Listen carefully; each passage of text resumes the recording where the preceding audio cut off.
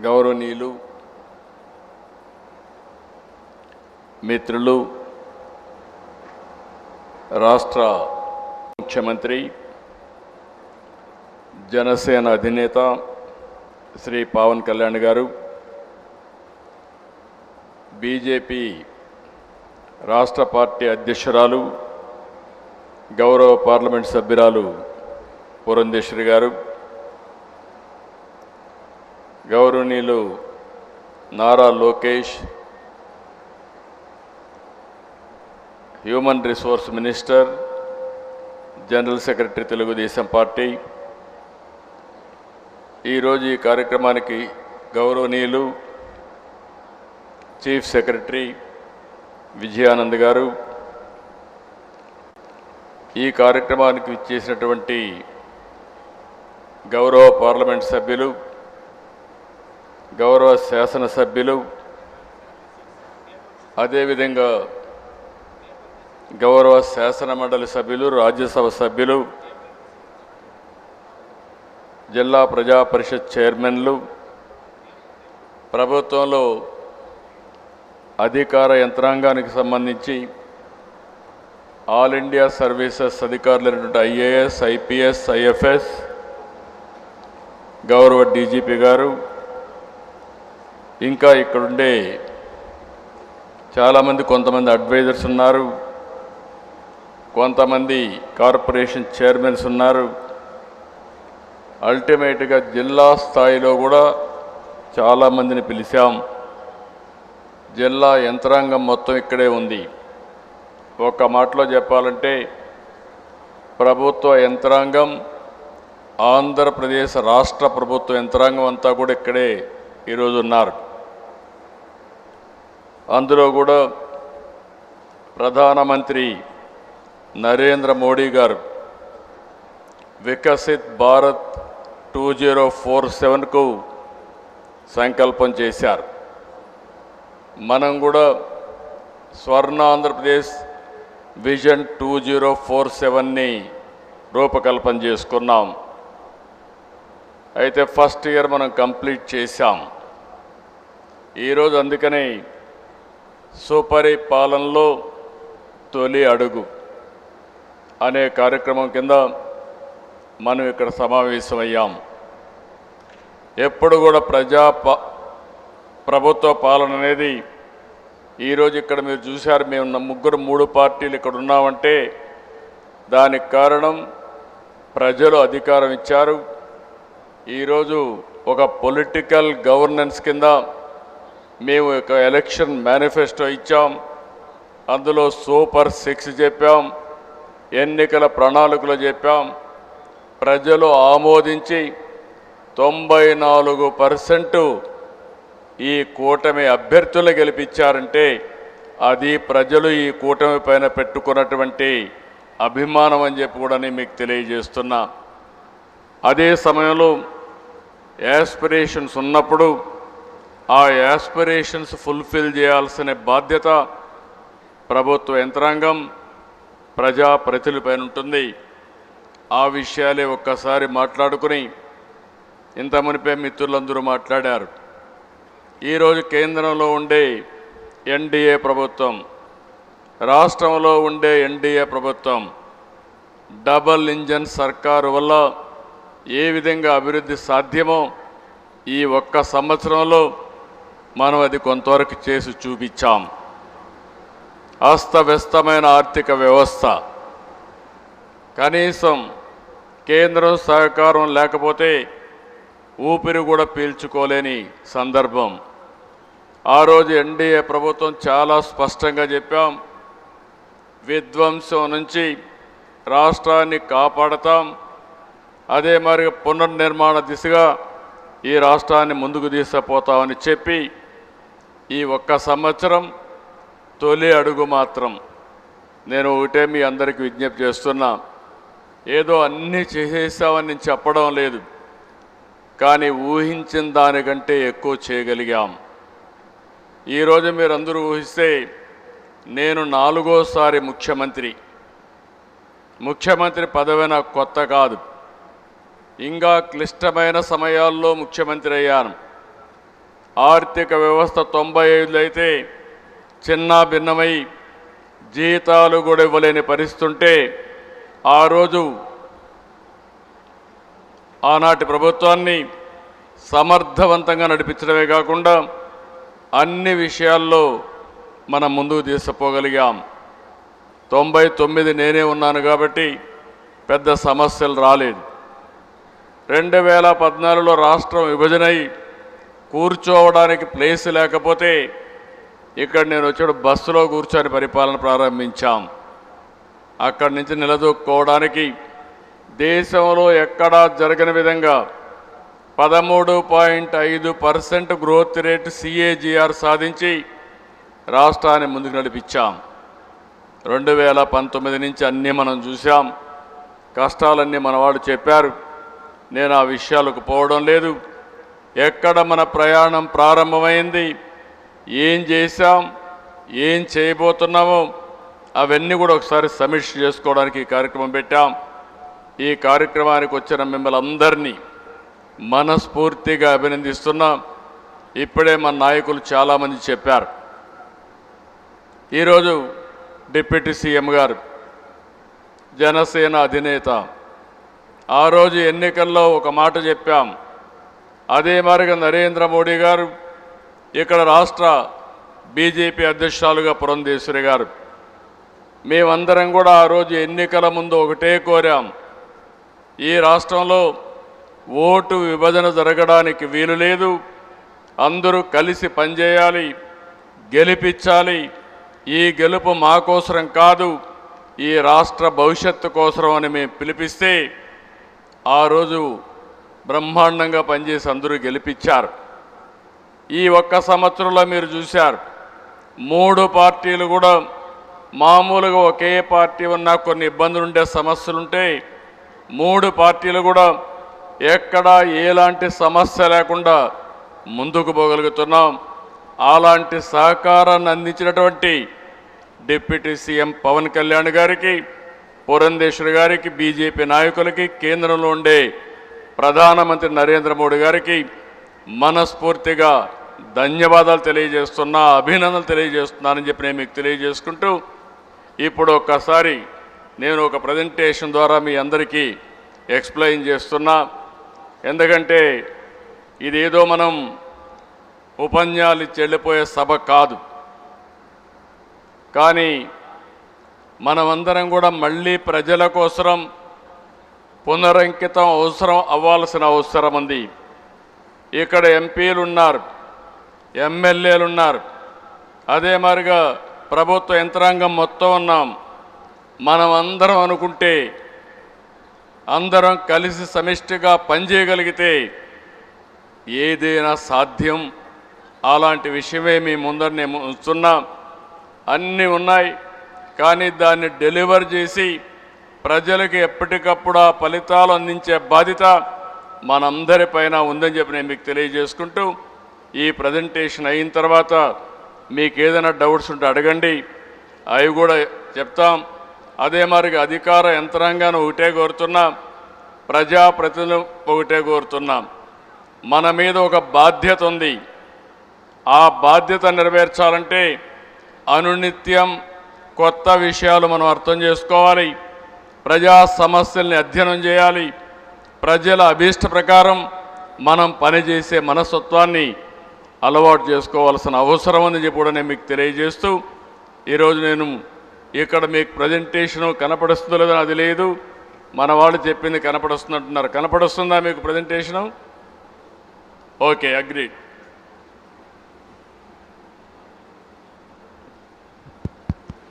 ఇప్పుడు మీరు చూస్తే సుపరిపాలనలో తొలి అడుగు ఆకాంక్షల నుండి అభివృద్ధి దిశగా చాలా ప్రజల్లో ఆలోచనలు ఉన్నాయి, యాస్పిరేషన్స్ అయితే చాలా ఎక్కువ ఉన్నాయి, చేస్తామనే నమ్మకం కూడా ఉంది.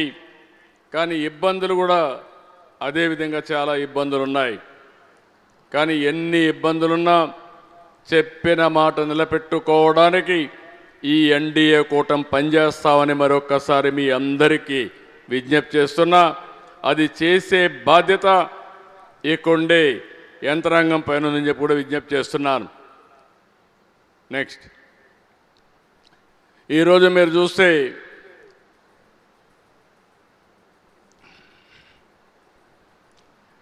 జూన్ 4వ తారీఖున 2024 దేశంలోనే అన్ప్రెసిడెంటెడ్ మ్యాండేట్ ఇచ్చారు.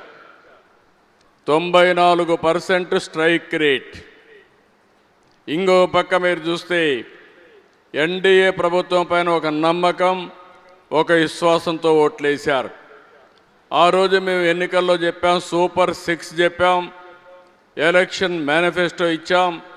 ఈ రెండు కూడా ఎప్పటికప్పుడు సమీక్ష చేసుకుంటూ అధికార యంత్రాంగం కూడా గుర్తుపెట్టుకోవాల్సింది, ఈరోజు ప్రజాస్వామ్యంలో ప్రభుత్వాలు కొన్ని హామీలు ఇచ్చి వస్తాం. ఆ హామీల్ని చిత్తశుద్ధితో మనందరం కలిసి అమలు చేసే బాధ్యత కూడా యంత్రాంగం పైన ఉంటుంది. అదే పొలిటికల్ గవర్నెన్స్ అని చెప్పి కూడా నేను మీకు తెలియజేస్తున్నా. ఇంకో పక్కన ఒకసారి చూస్తే అంత మునుపు ప్రభుత్వం టోటల్గా వారు చేసిన పరిపాలన వల్ల ఇన్వెస్టర్స్లో నమ్మకం పోయింది. ఎక్కడ చూసినా అవకతవకమైనటువంటి ధ్వంసాన్ని క్రియేట్ చేసే పరిస్థితికి వచ్చారు. యువతకు ఉద్యోగాలు లేవు, లా అండ్ ఆర్డర్ మొత్తం భ్రష్టు పట్టిపోయే పరిస్థితికి వచ్చింది. చాలా సమస్యలు వచ్చాయి. ఇంకో పక్క ఇర్రేషనల్ 3 క్యాపిటల్ మోడల్, 3 రాజధానులు ప్రపంచంలో ఎక్కడా సక్సెస్ కాలేదు. అలాంటి సిద్ధాంతాన్ని తీసుకొచ్చి 5 సంవత్సరాలు 3 ముక్కలాటాడి కడాన రాష్ట్రానికి క్యాపిటల్ లేకుండా చేసే పరిస్థితికి వచ్చారు. ఇంకొక పక్క పోలవరం ప్రాజెక్టు, ఒకసారి మీరు చూస్తే పోలవరాన్ని పూర్తి చేసుకుంటే ఆంధ్రప్రదేశ్ రాష్ట్రానికి చాలా వరకు నీటి సమస్య పరిష్కారం అవుతుంది. దక్షిణ భారతదేశంలో ఎక్కువ నీటి వనరులు ఉండే రాష్ట్రం ఆంధ్రప్రదేశ్ రాష్ట్రం. దానికి కారణం గోదావరి నది. అందులో కూడా పోలవరం పూర్తి చేస్తే నదుల అనుసంధానం మనం చేసుకోగలిగితే రాష్ట్రానికి నీటి సమస్య లేకుండా సుభిష్టంగా ముందుకు తీసిపోయే పరిస్థితి వస్తుంది. అలాంటి పోలవరం ప్రాజెక్ట్ని డయాఫామ్ వాళ్ళు మీరు చూశారు, పూర్తిగా కొలాప్స్ అయిపోయే పరిస్థితికి వచ్చింది. ఇంకో పక్క గవర్నెన్స్ అనే మాట లేదు. ఎక్కడ చూసినా మా మిత్రులు ఇంతమంది చెప్పారు, నేను ఎక్కువ మాట్లాడడం లేదు. ఎంతవరకైనా సరే అణగదొక్కే ధోరణి తప్ప ఒక ప్రజాహిత పాలన ప్రజల కోసం చేయాలని ఆలోచన చేయకుండా ముందుకు పోయే పరిస్థితికి వచ్చారు. ఇంకొక పక్క ఒక విజన్ లేకుండా ఏమాత్రం కూడా రేపు ఏం చేయాలి అనే ఆలోచన లేకుండా చేసే పరిస్థితికి వచ్చారు. మీరు చూస్తే దాని ఫలితాలు మీరు చూస్తే నీతి Aayog report, alarming fiscal deficits, offline online borrowings ఇష్టానుసారంగా చేశారు. ఎప్పుడు కూడా నేను ఒకే మాట చెప్పాను, ఏ రాజకీయ నాయకుడికైనా సంపద సృష్టించి ఆదాయాన్ని పెంచితే సంక్షేమ కార్యక్రమాలు చేసే హక్కు ఉంటుంది. సంపద సృష్టించకుండా ఆదాయాన్ని పెంచకుండా నేను సంక్షేమ కార్యక్రమాలు చేస్తానంటే ఎక్కడి నుంచి సంపద వస్తుంది, డబ్బులు వస్తాయని అడుగుతున్నా. ఏ వ్యవస్థ కూడా సస్టైనబుల్గా ఉండాలంటే తప్పకుండా మనందరం ఆలోచించుకోవాల్సిన అవసరం ఉంది. అభివృద్ధి జరగాలి, సంక్షేమం జరగాలి, సాధికారత కంటిన్యూగా జరిగినప్పుడే అది సాధ్యమవుతుంది. 22-23కి నీతి ఆయోగ్ ఇచ్చిన రిపోర్ట్ ప్రకారం 0 ఆన్ డెట్ సస్టైనబిలిటీ అంటే ఇంక ఏమాత్రం కూడా మీరు అప్పులు చేయడానికి వీలు లేదు. ఎక్కువ అప్పులు చేశారు, ఇంకా చేస్తే దానికి తిరిగి పే చేసే ఇది కూడా మీకు లేదు అని చాలా స్పష్టంగా రిపోర్ట్ ఇచ్చే పరిస్థితికి వచ్చారు. ఇంకో పక్క మొత్తం రాష్ట్రంలో ఉండే నిధుల్ని మిస్యూజ్ చేయడం, డైవర్షన్ చేయడం. గవర్నమెంట్ ఆఫ్ ఇండియా ఎప్పుడు కూడా మనం గుర్తుపెట్టుకోవాలి, రాష్ట్రం కేంద్రం రెండు ఉన్నాయి, స్థానిక సంస్థలు ఉన్నాయి. ఈ 3 గవర్నమెంట్లు కూడా సమర్థవంతంగా పనిచేయాల్సిన అవసరం ఉంది. కేంద్రం కొన్ని స్కీములు ఇస్తారు, దగ్గర ఆ స్కీములన్నీ కూడా ఫండ్స్ డైవర్ట్ చేస్తే ఎన్ని సమస్యలు వస్తాయో మనం చూసాం. ఆ సమస్యలతో సతమతమాడాం. ఇంకో పక్క lowest tax to GSTP ratio, ఇక్కడ కూడా ఆంధ్ర రాష్ట్రానికి ఇన్హెరెంట్గా కొన్ని ప్రాబ్లమ్స్ వచ్చాయి. సర్వీస్ సెక్టర్ తక్కువగా ఉన్నప్పుడు రాష్ట్రానికి ఆదాయం తక్కువ వస్తుంది. మన రాష్ట్రంలో ఆదాయం ఎక్కువ వ్యవసాయం పైన వస్తుంది. వ్యవసాయం పైన రాష్ట్ర ప్రభుత్వానికి ఆదాయం రాదు, కానీ జిఎస్టిపి కాంట్రిబ్యూషన్ ఉంటుంది. అలాంటిది ఉన్నప్పుడు ఈ పరిపాలన వల్ల ఇంకా ఇబ్బంది వచ్చింది. 10 లక్షల కోట్ల రూపాయల అప్పులు కట్టాలి, వడ్డీ కట్టాలి, సంక్షేమ కార్యక్రమాలు ఇవ్వాలి. ఇవన్నీ చేయాలంటే మనం అందరం కూడా ఎక్స్ట్రా ఎఫర్ట్ పెడితే తప్ప సాధ్యం కాదని చెప్పి కూడా నేను మీకు తెలియజేస్తున్నా. అన్ని ఇన్స్టిట్యూషన్స్ డిఫంక్ట్ అయినాయి. ఒక్క మైనింగ్ డిపార్ట్మెంట్లోనే 10,000 కోట్ల రూపాయల ఆదాయం కోల్పోయే పరిస్థితి వచ్చింది. ఒక డిపార్ట్మెంట్ కాదు, ఒకసారి మీరు చూస్తే సోలార్ విండ్లో 9,000 కోట్ల రూపాయలు కరెంటు వాడకుండా డబ్బులు పే చేసే పరిస్థితి వచ్చింది. ఉచితంగా వచ్చే కరెంటు కావాలని అడ్డుపడి కరెంటు తీసుకోకుండా ఇష్టానుసారంగా చేస్తే కోర్టు ద్వారా వాళ్ళకి డబ్బులు వెళ్ళాయి, కానీ రాష్ట్రంలో మాత్రం 9,000 కోట్ల రూపాయలు నష్టపోయే పరిస్థితికి వచ్చాం. నెక్స్ట్, ఇక్కడ నేను చూపించింది welfare empowerment, investment development, wealth creation, అదే సమయంలో హైయర్ రెవెన్యూ జనరేషన్.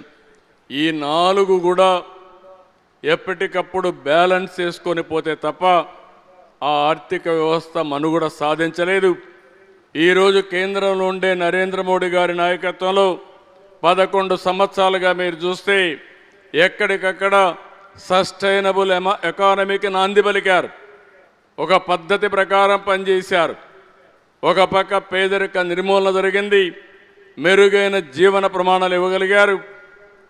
అదే మరి తలసరి ఆదాయం కూడా పెంచుకుంటూ ముందుకు పోయే పరిస్థితి వచ్చింది. నెక్స్ట్, ఇక్కడికి వచ్చినప్పుడు ఇవన్నీ ఒకటైతే మనం వస్తానే చేసిన పనులు మీరు ఒకసారి చూస్తే, నేను మొట్టమొదటిసారిగా 4 సంతకాలు పెట్టాను. మెగా డిఎస్సి నోటిఫికేషన్ 16,347 ఉద్యోగాలకి ఇమీడియట్గా నోటిఫికేషన్ ఇచ్చాం. ఇప్పుడు అన్నీ కూడా ప్రాసెస్ అవుతా ఉంది.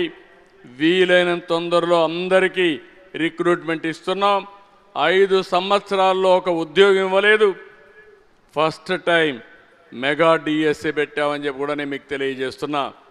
ఇంకో పక్క ఏపీ ల్యాండ్ టైటిలింగ్ యాక్ట్, ఇక్కడ కూడా ఒక విషయం మీరు రాష్ట్ర ప్రజలకు అర్థం కావాలి. రాష్ట్రంలో కొత్త చట్టాన్ని తీసుకొచ్చారు. ల్యాండ్ రికార్డ్స్ అన్నీ అస్తవ్యస్తంగా తయారైపోయినాయి. ఈరోజు మనకు వచ్చే సమస్యలు 100కి 70-80 పిటిషన్ ఏదైనా వస్తున్నాయంటే ఒకే ఒక డిపార్ట్మెంట్ నుంచి, రెవెన్యూ డిపార్ట్మెంట్ నుంచి. దానికి కారణం రికార్డ్సే తారుమారు చేశారు. ప్రైవేటు భూముల్ని 12A కింద పెట్టారు, అసైన్మెంట్ భూముల్ని ఫ్రీ హోల్డ్ కింద ఇచ్చేసే పరిస్థితికి వచ్చారు. చాలా అవకతవకలు జరిగాయి. ఈరోజు ఈ సమావేశంలో ఎంఆర్ఓలు కూడా ఉన్నారు, కలెక్టర్స్ ఉన్నారు. రాబోయే 1 సంవత్సరం దీని మీద డెడికేషన్తో పనిచేసి ల్యాండ్ రికార్డ్స్ అన్ని ప్యూరిఫై చేసి ఎవరైతే అర్హులున్నారో వారందరికీ ల్యాండ్ రికార్డ్స్ ఇవ్వడమే కాకుండా బ్లాక్ చైన్లో కూడా పెట్టి భవిష్యత్తులో ఎవ్వరూ ట్యాంపర్ చేయకుండా ఫుల్ ప్రూఫ్గా ఇచ్చే బాధ్యత మనం తీసుకోవాల్సిన అవసరం ఉంది. దానికి శ్రీకారం చుడతాం. ఇంకో పక్కన పెన్షన్లు ఇప్పుడే చెప్పారు. మీరు చూస్తే సీనియర్ సిటిజన్స్కి కానీ, విడోస్కి కానీ, అదే మరిగా దివ్యాంగులకు కానీ అందరికి కూడా పెన్షన్లు పెంచాం. 203 అన్నా క్యాంటీన్లు, 4 కోట్ల మందికి ఇప్పటికి మీల్స్ ఇవ్వగలిగాం. 5 రూపాయలకే ఇచ్చాం. ఈ 4 మొదటి రోజు చేసిన సంతకాలు అవన్నీ కూడా పూర్తి చేశాం.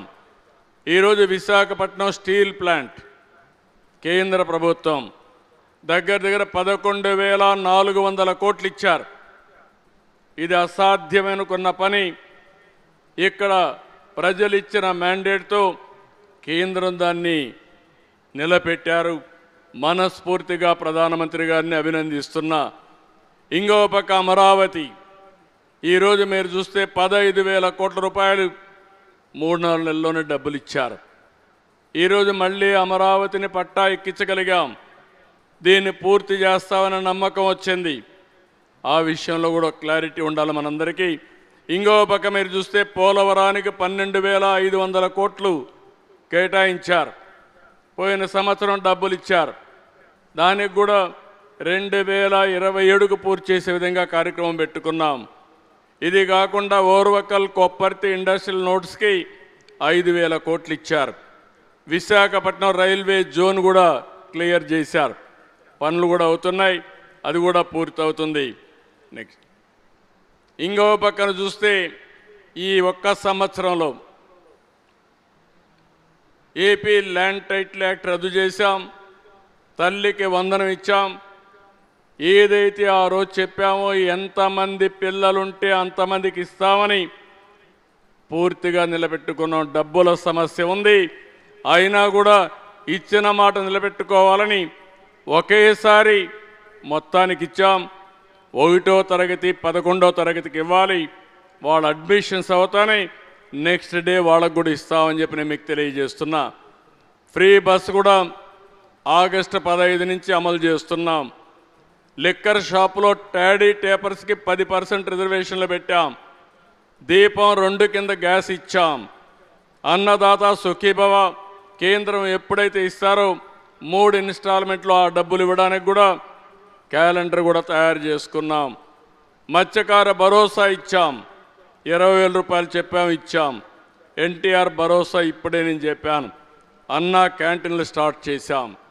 మైక్రో ఇరిగేషన్లో 90% సబ్సిడీతో మైక్రో ఇరిగేషన్ ఇచ్చాం.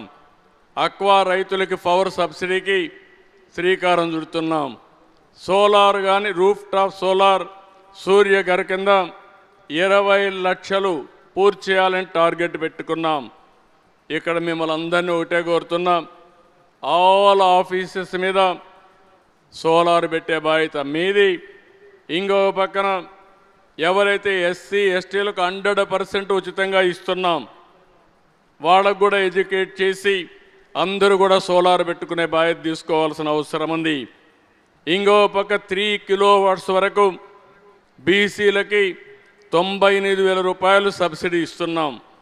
దాన్ని కూడా పూర్తి చేసే బాధ్యత మీది. ఇంకో పక్కన అదర్స్కి కూడా 78,000 వరకు సబ్సిడీ ఇస్తాం. 3 కిలోవాట్ల వరకు ఇస్తాం. ఇంకా వాళ్ళు పెట్టుకోగలిగితే అదనంగా పెట్టుకుంటే కరెంటు ఛార్జీల భారం తగ్గుతుంది. ఇంకో పక్కన మీరు చూసినప్పుడు ఆదరణ కింద బీసీలకు ఎస్సీలకు వెల్ఫేర్ ఇవన్నీ కూడా తీసుకొచ్చాం. 50 యూనిట్లు ఫ్రీ కరెంటు పవర్ లూమ్స్కి ఇచ్చాం. 200 యూనిట్లు హ్యాండ్లూమ్కి ఇచ్చాం. జీఎస్టీ రద్దు చేశాం. ఇంకో పక్క అమరావతి ఇప్పుడే చెప్పాను, Polavaram, Visakhapatnam steel plant, railway zone, Bhogapuram అయితే ఎప్పుడో పూర్తి కావాల్సింది పెండింగ్ పడితే ఇప్పుడు దానికి కూడా స్పీడప్ చేసాం. నెక్స్ట్ ఇయర్కి పూర్తి అవుతుంది. హందిరి నీవా ఒకే సంవత్సరం 3,800 కోట్ల రూపాయలు ఖర్చు పెడుతున్నాం. అదే సమయంలో పోలవరం లెఫ్ట్ మెయిన్ కెనాల్ కూడా పూర్తి చేసి ఈ సంవత్సరమే అనకాపల్లి వరకు నీళ్లు తీసుకెళ్తున్నాం. ఈ ప్రభుత్వం వచ్చిన వెంటనే అశ్రద్ధ వహించిన సెక్టర్ ఏదైతే ఉందో ఈ యొక్క ఇరిగేషన్ మీద ప్రత్యేకమైన శ్రద్ధ పెట్టాం. ఇంకో పక్కన ఇండస్ట్రీ స్టేటస్ని టూరిజానికి ఇచ్చాం. ఓర్వకల్ కొప్పర్తి పనులు కూడా తొందరలోనే ప్రారంభిస్తున్నాం. రాష్ట్రంలో అన్ని రోడ్లు గుంతలు పడిపోయినాయి, చాలా ఇబ్బంది పడ్డారు. వార్ ఫుట్టింగ్లో తీసుకున్నాం. దీనికి కూడా పార్ట్ హోల్స్ ఫ్రీ రోడ్ చేశాం. రోడ్ల మీద ప్రత్యేకమైన శ్రద్ధ పెట్టి ఇవన్నీ పూర్తి చేసే పరిస్థితికి వచ్చాం. ఇంకో పక్క రతన్ టాటా ఇన్నోవేషన్ హబ్ పెట్టి అదే మరి ఒక్కొక్క నియోజకవర్గానికి ఒక ఇండస్ట్రియల్ పార్క్ పెట్టి మల్లవల్ని సెట్ చేశాం. 1 ఫ్యామిలీ 1 ఆంటర్ప్రెన్యూర్ అనే కాన్సెప్ట్ తీసుకున్నాం. ఇది తీసుకొని ప్రతి ఒక్క ఫ్యామిలీకి ఒక ఎంఎస్ఎంఈ పెట్టుకునే విధంగా వాళ్ళని ప్రోత్సహిస్తాం. దీనికి కూడా తొందరలోనే శ్రీకారం చుట్టి ఈ సంవత్సరం నుంచి మీకు అందరికీ బాధ్యతలు ఉన్నాయి. ఇక్కడుండే అధికార యంత్రాంగం ప్రజలు కలిసి మీ నియోజకవర్గంలో పెద్ద ఎత్తున పెట్టుబడులు తీసుకొచ్చే బాధ్యత మీకుందని చెప్పి కూడా నేను మీకు తెలియజేస్తున్నా. ఇంకొక పక్కన ఫస్ట్ ఇయరే ఇన్ని కష్టాలుంటే కూడా గ్రోత్ రేట్ 12.02 సాధించాం. ఇది భారతదేశంలో సెకండ్ ప్లేస్కి వచ్చాం. దీన్ని ఇంకా మనం అనుకునేది ఆవరేజ్న 15% మనం గ్రో కావాలి. ఇది అసాధ్యమేం కాదు. 14-19లో 13.5% మనం గ్రో అయ్యాం. ఆ డీటెయిల్స్ కూడా ఒకసారి నేను మీకు ఎక్స్ప్లెయిన్ చేస్తాను. ఇంకో పక్క విజయవాడ విశాఖపట్నం మెట్రోస్ కూడా రెడీ అవుతున్నాయి. గవర్నమెంట్ ఆఫ్ ఇండియా కూడా యాక్సెప్ట్ చేశారు. తొందరలోనే అవి కూడా ప్రారంభిస్తాం. ఇంకో పక్కన మీరు చూస్తే 95 సెంట్రల్ గవర్నమెంట్ స్కీమ్స్ అన్ని సిఎస్ఎస్లు అన్నీ రద్దు చేశారు, మిస్యూజ్ చేశారు. 82 స్కీముల్ని రివైవ్ చేశాం. ఇంకో పక్కన లిక్కర్ పాలసీ కొత్తది తీసుకొచ్చాం, శాండ్ పాలసీ తీసుకొచ్చాం, పాపులేషన్ మేనేజ్మెంట్ పాలసీ తీసుకొస్తున్నాం, వాట్సాప్ గవర్నెన్స్ కూడా ప్రారంభించాం, మెగా డిఎస్సి చెప్పాను, ఈజ్ ఆఫ్ డూయింగ్ బిజినెస్ నుంచి స్పీడ్ ఆఫ్ డూయింగ్ బిజినెస్కి వెళ్ళాం. 25 క్యాబినెట్లు అయినాయి, 25 ఎస్ఐపివి మీటింగ్లు పెట్టాం, 25 ఎస్ఐపిసి మీటింగ్లు పెట్టాం. ఏ ప్రపోజల్ వచ్చినా ఒక్కరోజు లేటు కాకుండా ఇన్వెస్టర్స్ని కూడా కన్విన్స్ చేసి ఎక్కడికక్కడ వారికి కావలసిన ప్రోత్సాహాలు ఇస్తున్నాం. ఇంకో పక్కన ఇవన్నీ చేయడానికి 10 సూత్రాలు కూడా ఒక ప్రిన్సిపల్స్ పెట్టుకున్నాం. ఇప్పటికే 31 ఇండస్ట్రియల్ పాలసీలు తీసుకొచ్చాం. ఈరోజు కూడా ఒక 2 పాలసీలు తీస్తున్నాం, ఏరోస్పేస్ కానీ డిఫెన్స్ కానీ. ఇలాంటి 33 పాలసీలు ఒక సంవత్సరంలో తెచ్చిన ప్రభుత్వం ఈ ఎన్డీఏ ప్రభుత్వం అని చెప్పి కూడా నేను మీకు తెలియజేస్తున్నా. అదే మరి ఈగల్ శక్తి టీమ్స్ ఇక్కడ కూడా మీరు చూస్తే ఇంత మునిపే ఉప ముఖ్యమంత్రి గారు చెప్పారు, పోలీస్ యంత్రాంగం ఇక్కడ ఉన్నారు. మీరే సమర్థవంతంగా యాక్ట్ చేశారు. ఒకప్పుడు తీవ్రవాదుల్ని పూర్తిగా ఎదుర్కొన్న సత్తా ఉండే యంత్రాంగం ఇది. రాయలసీమలో ముఠా నాయకత్వాన్ని పూర్తిగా తుదముట్టించి ముఠాలు లేకుండా చేసిన పోలీస్ యంత్రాంగం ఇది. రాష్ట్రంలో ఆనాటి సమైక్య ఆంధ్రప్రదేశ్లో ఎక్కడ కూడా మీరు ఒక్కసారి చూస్తే కమ్యూనల్ వైలెన్స్ లేకుండా మత సామరస్యాన్ని కూడా కాపాడారు, రౌడీయిజాన్ని కూడా కాపాడారు. నేను ఒక మాట చెప్పాను ఆ రోజు, రాష్ట్రంలో గంజాయి విపరీతంగా పెంచి పోషించారు, ఒక్కసారి కూడా సమీక్షలు చేయలేదు. దాని పర్యవసానం గంజాయికి బాగా అలవాటు పడిపోయారు. ఏదైనా కంట్రోల్ చేయగలుగుతాం కానీ గంజాయికి బానిస అయితే చాలా సమస్యలు వస్తాయని చెప్పా. ఇప్పుడిప్పుడు అలాంటి సమస్యలు ఇంకా వస్తూనే ఉన్నాయి. కానీ పూర్తిగా పంటని నిర్మూలించగలిగాం. ఇంకా ఒక మాట చెప్తున్నాను, ఎవడైనా సరే గంజాయి పెంచినా, గంజాయి సేవించినా, గంజాయి అమ్మినా అదే చివరి రోజు అవుతుంది. ఈ రాష్ట్రంలో ఎలాంటి పరిస్థితులు ఉపేక్షించమని మరొక్కసారి గట్టిగా హెచ్చరిస్తున్నా, అమలు చేసి చూపిస్తామని మరొక్కసారి మీ అందరినీ కోరుతున్నా. పోలీస్ యంత్రాంగం ఇక్కడే ఉన్నాం. నేను ఒకటే మిమ్మల్ని కోరుతున్నా, ఈ రాష్ట్రంలో లా అండ్ ఆర్డర్ మెయింటైన్ చేయాలి. ఆడబిడ్డలకు ప్రొటెక్షన్ ఉండి తీరాలి. ఒక్కొక్కసారి తలుచుకుంటే బాధేస్తుంది. 3 సంవత్సరాల ఆడబిడ్డల పైన లైంగిక ఏదింపులు వినడానికే అసహ్యం వేస్తుంది. అలాంటి వారికి మర్యాదగా చెప్తే వినరు. విననప్పుడు వినే విధంగా చేసి డెమాన్స్ట్రేటివ్గా పోతే తప్ప ఇది సాధ్యం కాదని చెప్పి కూడా నేను మీకు తెలియజేస్తున్నా. నేను రాజకీయాలను ఎక్కడా విభేదించను, విమర్శలను ఎప్పుడు కూడా తీసుకుంటాను. నేను ప్రజలకు ఎప్పుడప్పుడు చెప్పగలుగుతాను. కానీ రాజకీయ ముసుగులో నేరాలు చేయాలంటే మాత్రం నా దగ్గర ఈ రాష్ట్రంలో కుదరవని మరొక్కసారి విజ్ఞప్తి చేస్తున్నా. ఈ విషయంలో యంత్రాంగం కూడా అప్రమత్తంగా ఉండాల్సిందిగా మిమ్మల్ని కోరుతున్నా. నెక్స్ట్ ఈరోజు మీరు చూస్తే ఇవన్నీ చేసే ముందే 7 వైట్ పేపర్స్ పబ్లిసైజ్ చేశాం. Polavaram, CRDA, AP Amaravati, energy పైన, ల్యాండ్, మైన్స్, మినరల్, ఫారెస్ట్ పైన, ప్రొహిబిషన్, ఎక్సైజ్ పైన, లా అండ్ ఆర్డర్ పైన, ఫైనాన్స్ పైన 7 వైట్ పేపర్స్ అన్ని పబ్లిసైజ్ చేశాం. అవన్నీ చేసిన తర్వాత ఎక్కడికక్కడ క్లీనప్ అంతా ప్రారంభించాం. ఇంటీరియం బడ్జెట్ పెట్టాం. మళ్ళీ అవగాహన పెంచుకున్నాం. ఫిస్కల్ డిసిప్లిన్ తీసుకొచ్చాం. ఇప్పటికి 24,811 కోట్ల రూపాయలు పాత బకాయిలన్నీ పే చేశాం. ఫైనాన్స్ కమిషన్ గ్రాంట్ 3,448 కోట్ల రూపాయలు క్లియర్ చేశాం. లాంగ్ పెండింగ్ డ్యూస్ అన్నీ ఉద్యోగస్తులు ఉంటే 10,925 కోట్లు క్లియర్ చేశాం.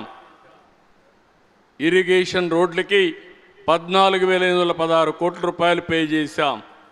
సెంట్రలీ స్పాన్సర్డ్ స్కీమ్స్ 14,479 కోట్ల రూపాయలు డబ్బులు తీసుకొని డైవర్ట్ చేసి దానికి డబ్బులు ఖర్చు పెట్టి అక్కడి నుంచి యూసీలు తీసుకుపోయి మళ్ళీ 82 స్కీముల్ని ట్రాక్లో పెట్టే పరిస్థితికి వచ్చాం.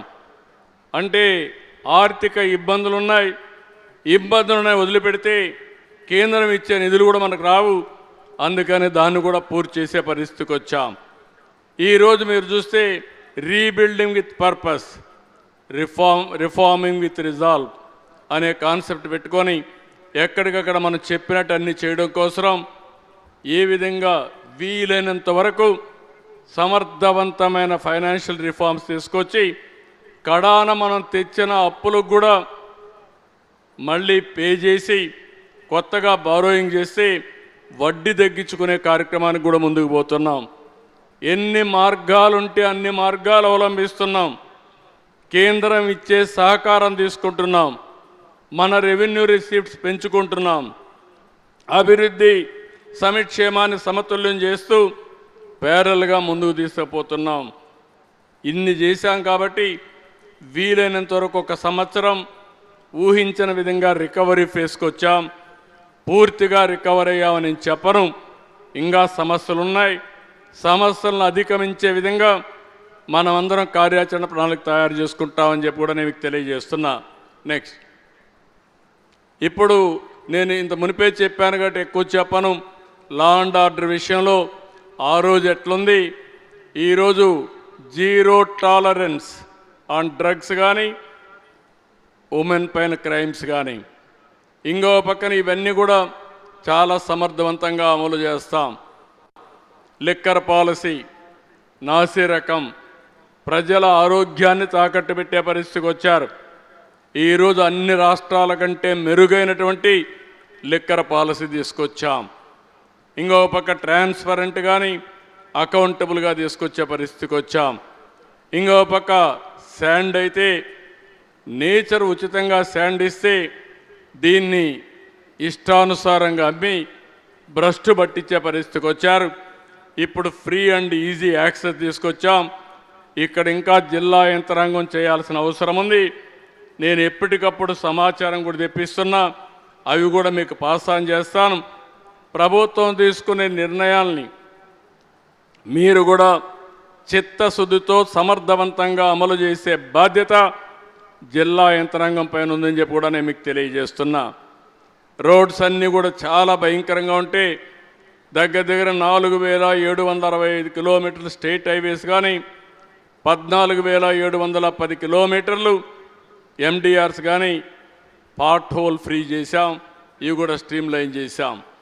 నెక్స్ట్, ఇక్కడ మీరు చూస్తే క్యాపిటల్ నేను ముందే చెప్పాను మీకు, అమరావతిని అయితే ఇది ఒక సెల్ఫ్ ఫైనాన్సింగ్ ప్రాజెక్ట్. ఇది ఒక మాటలో చెప్పాలంటే P4 కూడా 29,000 మంది రైతులు, 33,000 ఎకరాలు భూమి, ప్రపంచంలో ఎక్కడా జరగలేదు.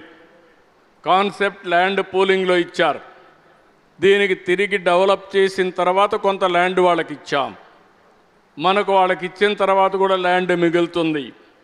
మన ఇన్ఫ్రాస్ట్రక్చర్ కానీ బిల్డింగ్స్ కానీ కట్టి మిగిలింది కూడా మానిటైజేషన్లో అమ్మగలిగితే మనం ఎంతైతే ఖర్చు పెడతామో ఆ డబ్బుల్ని బ్యాలెన్స్ చేసుకునే అవకాశం ఉంది.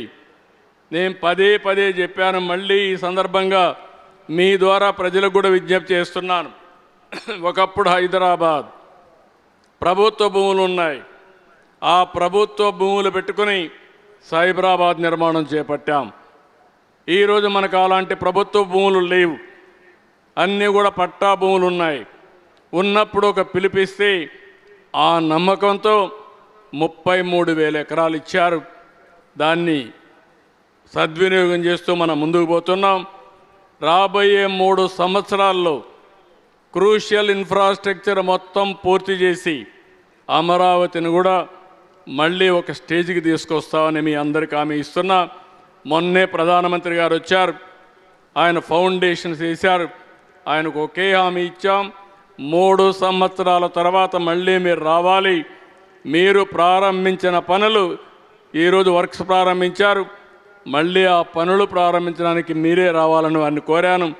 తప్పకుండా వస్తారు. 3 సంవత్సరాల్లో పూర్తి చేస్తామని చెప్పి కూడా నేను మీకు హామీ ఇస్తున్నా. నెక్స్ట్, ఈరోజు ఇంకొక పక్క పోలవరం, నేను ముందే చెప్పాను, దీన్ని కూడా లైన్లో పెట్టాం. పోయిన సంవత్సరం 5,936 కోట్ల రూపాయలు ఖర్చు ఇచ్చారు. అవన్నీ ఖర్చు పెడుతున్నాం. ఎట్టి పరిస్థితిలో 2027 జూన్కి కానీ, కొద్దిగా లేట్ అయితే డిసెంబర్కి కానీ ప్రాజెక్టు పూర్తి చేసి జాతికి అంకితం చేసే బాధ్యత ఈ ఎన్డీఏ ప్రభుత్వం తీసుకుంటామని ఈ సందర్భంగా హామీ ఇస్తున్నా. జరుగుతుంది, జరిపిస్తాం. అది జరిపించడమే కాకుండా పోలవరం బనకచెర్ల రాష్ట్రానికి, రాయలసీమకు గేమ్ చేంజర్గా అవుతుంది. గోదావరిలో నీళ్లున్నాయి. మొన్న కూడా నేను ఒక మాట చెప్పాను, అటు తెలంగాణ వాడుకోవాలంటే వాళ్ళు కూడా వాడుకోవచ్చు, ఆంధ్రప్రదేశ్ మనం వాడుకుంటాం, ఎవరికి ఇబ్బంది లేదు. కాబట్టి వాళ్ళని అదే స్టేట్మెంట్ నేను ఇచ్చాను. ఈ 2 రాష్ట్రాలు, తెలుగు రాష్ట్రాలు బాగుపడాలంటే గోదావరి నీళ్లు వాడుకునే అవకాశం ఇద్దరికీ ఉంది, ఇద్దరు వాడుకునే అవకాశం ఉంది. 100 సంవత్సరాల చరిత్ర చూస్తే 3,000 టీఎంసీ నీళ్లు సముద్రంలోకి పోతున్నాయి. 2 రాష్ట్ర ప్రభుత్వాలు వాడుకున్న ఒక 200 టీఎంసీ ఇక్కడ వాడినా, అక్కడ ఒక 200 టీఎంసీ వాడినా దానికంటే ఎక్కువ వాడుకునే అవకాశాలు లేవు. ఆ విషయమే నేను చెప్పాను, దానిపైన వర్కౌట్ చేస్తున్నామని చెప్పి కూడా నేను మీకు తెలియజేస్తున్నా. నెక్స్ట్, అగ్రికల్చర్లో మీరు చూస్తే 5 సంవత్సరాలు చాలా ఇబ్బందులు పెడితే ఈరోజు మొత్తం ప్రీవియస్ గవర్నమెంట్ చేసినటువంటి అప్పులన్నీ 1,852 కోట్లు డ్యూస్ అన్ని చేశాం. 55,57,000 మెట్రిక్ టన్నులు ధాన్యం కొనుగోలు చేశాం. Market intervention, cocoa, tobacco, mango వీటికన్నిటి తీసుకొచ్చాం. మీరు చూస్తే 8,50,000 మంది రైతులకి 13,584 కోట్ల రూపాయలు ధాన్యం కొనుగోలుకి డబ్బులు ఇచ్చాం. డైరీ ఫార్మర్స్కి గోకుల్ కింద 2 లక్షల రూపాయలు సబ్సిడీ ఇస్తున్నాం. ఇంకో పక్క అందరి నీవా నేను చెప్పాను, ఇంకో పక్క ఫుడ్ ప్రాసెసింగ్ పాలసీ 24-29 తీసుకొచ్చాం. రాయలసీమని హార్టికల్చర్ హబ్గా, కోస్టల్ ఆంధ్రాని అక్వాకల్చర్ హబ్గా తయారు చేయడానికి ముందుకు పోతున్నాం. ఇక్కడ మీరు చూస్తే 23-24 143 లక్షల మెట్రిక్ టన్నులు ఆహార ధాన్యాలు ఉత్పత్తి చేస్తే ఒక సంవత్సరంలో 159 లక్షలకు చేరాం. ఇంకో పక్క ఇన్ఫ్లేషన్ కూడా ఆల్ ఇండియా లెవెల్లో 23-24 5.4 ఉంటే ఇక్కడ ఆంధ్రప్రదేశ్ 4.63 ఉంది. ఈసారి ఆల్ ఇండియా లెవెల్లో 5.54 ఉంటే మంది మాత్రం 4.4 ఉంది. అంటే మనం ఇన్ఫ్లేషన్ కూడా ఎప్పటికప్పుడు మానిటర్ చేస్తూ ప్రజలపైన ధరల భారం పడకుండా మానిటర్ చేస్తున్నాం. ఇది సమర్థవంతంగా పనిచేసిన అధికార యంత్రాంగాన్ని అభినందిస్తున్నానని చెప్పి కూడా నేను మీకు తెలియజేస్తున్నా. నెక్స్ట్, ఇంకో పక్కన ఇప్పుడే హ్యూమన్ రిసోర్స్ డెవలప్మెంట్ చెప్పాం.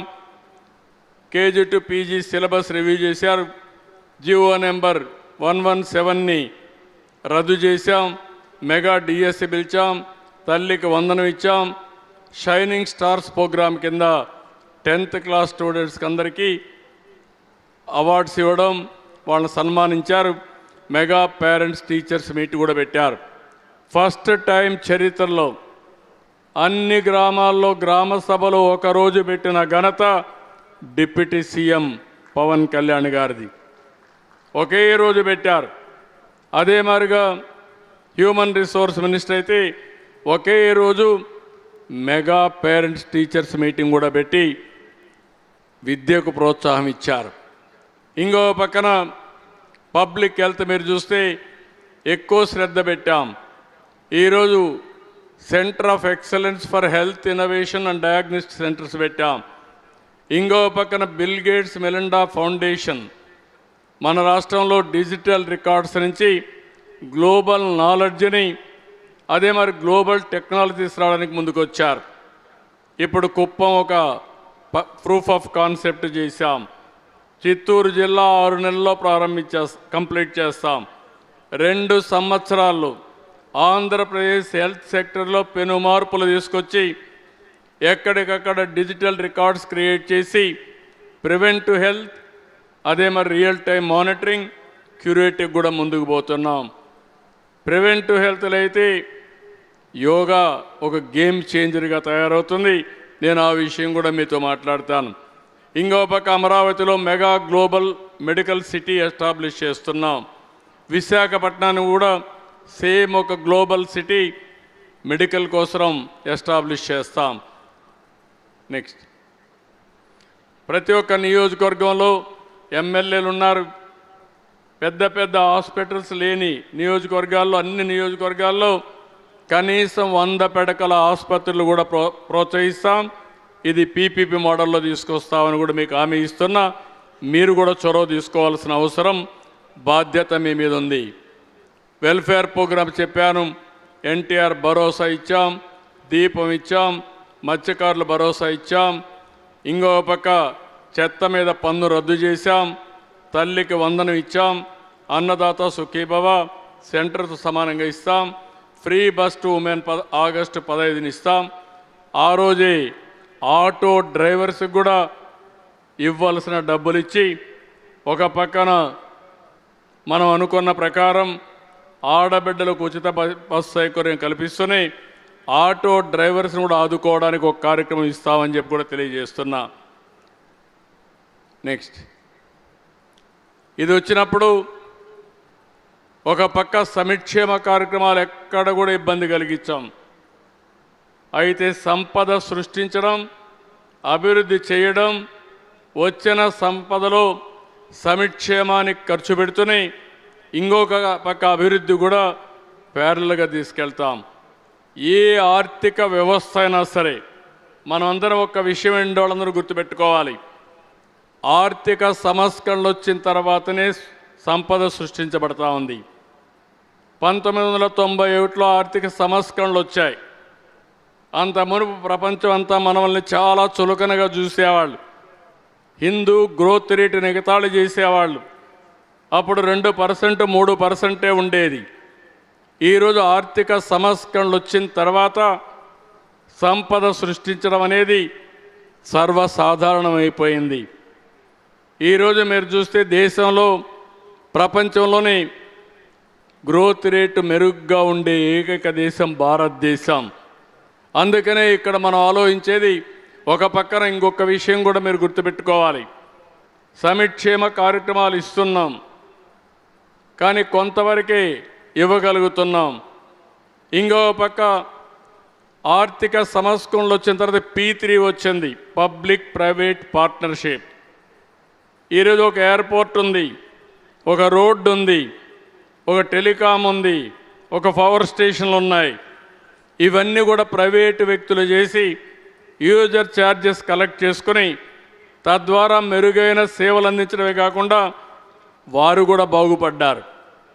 దీనివల్ల మొత్తం సంపద కొంతమందికే పరిమితం అయ్యే పరిస్థితికి వచ్చింది. నేను కూడా ఒక ఎకనామిక్స్ స్టూడెంట్ని. ఆ రోజు ఆర్థిక సంస్కరణలు చేసినప్పుడు సెకండ్ జనరేషన్ రిఫార్మ్స్ నేనే పుష్ చేశాను. ఆ రోజు నేను ఆలోచించింది, సంపద వస్తే పేదరికం పోతుంది, ట్రికిల్ డౌన్ ఎఫెక్ట్ వస్తుంది అనుకున్నాం. కానీ అది అనుకున్న సులభంగా రావడం లేదు. ఆర్థిక అసమానతలు పెరుగుతున్నాయి. డబ్బులుండేవాళ్ళు బాగా డబ్బులు సంపాదించగలుగుతున్నారు, డబ్బులు లేనివాడు నిరుపేదగా ఉన్నాడు. జీవన ప్రమాణాలు కూడా సరిగా లేని పరిస్థితి. ఒక పక్క బిలినియర్స్, ఇంకొక పక్క 100 రూపాయల ఆదాయం రాని సమాజం. ఈ ఆర్థిక అసమానతల్ని బ్రిడ్జ్ చేయడం కోసమే ఈరోజు మనం తీసుకొచ్చిన విధానం P4 అని తీసుకొచ్చాం. ఇది public private peoples partnership.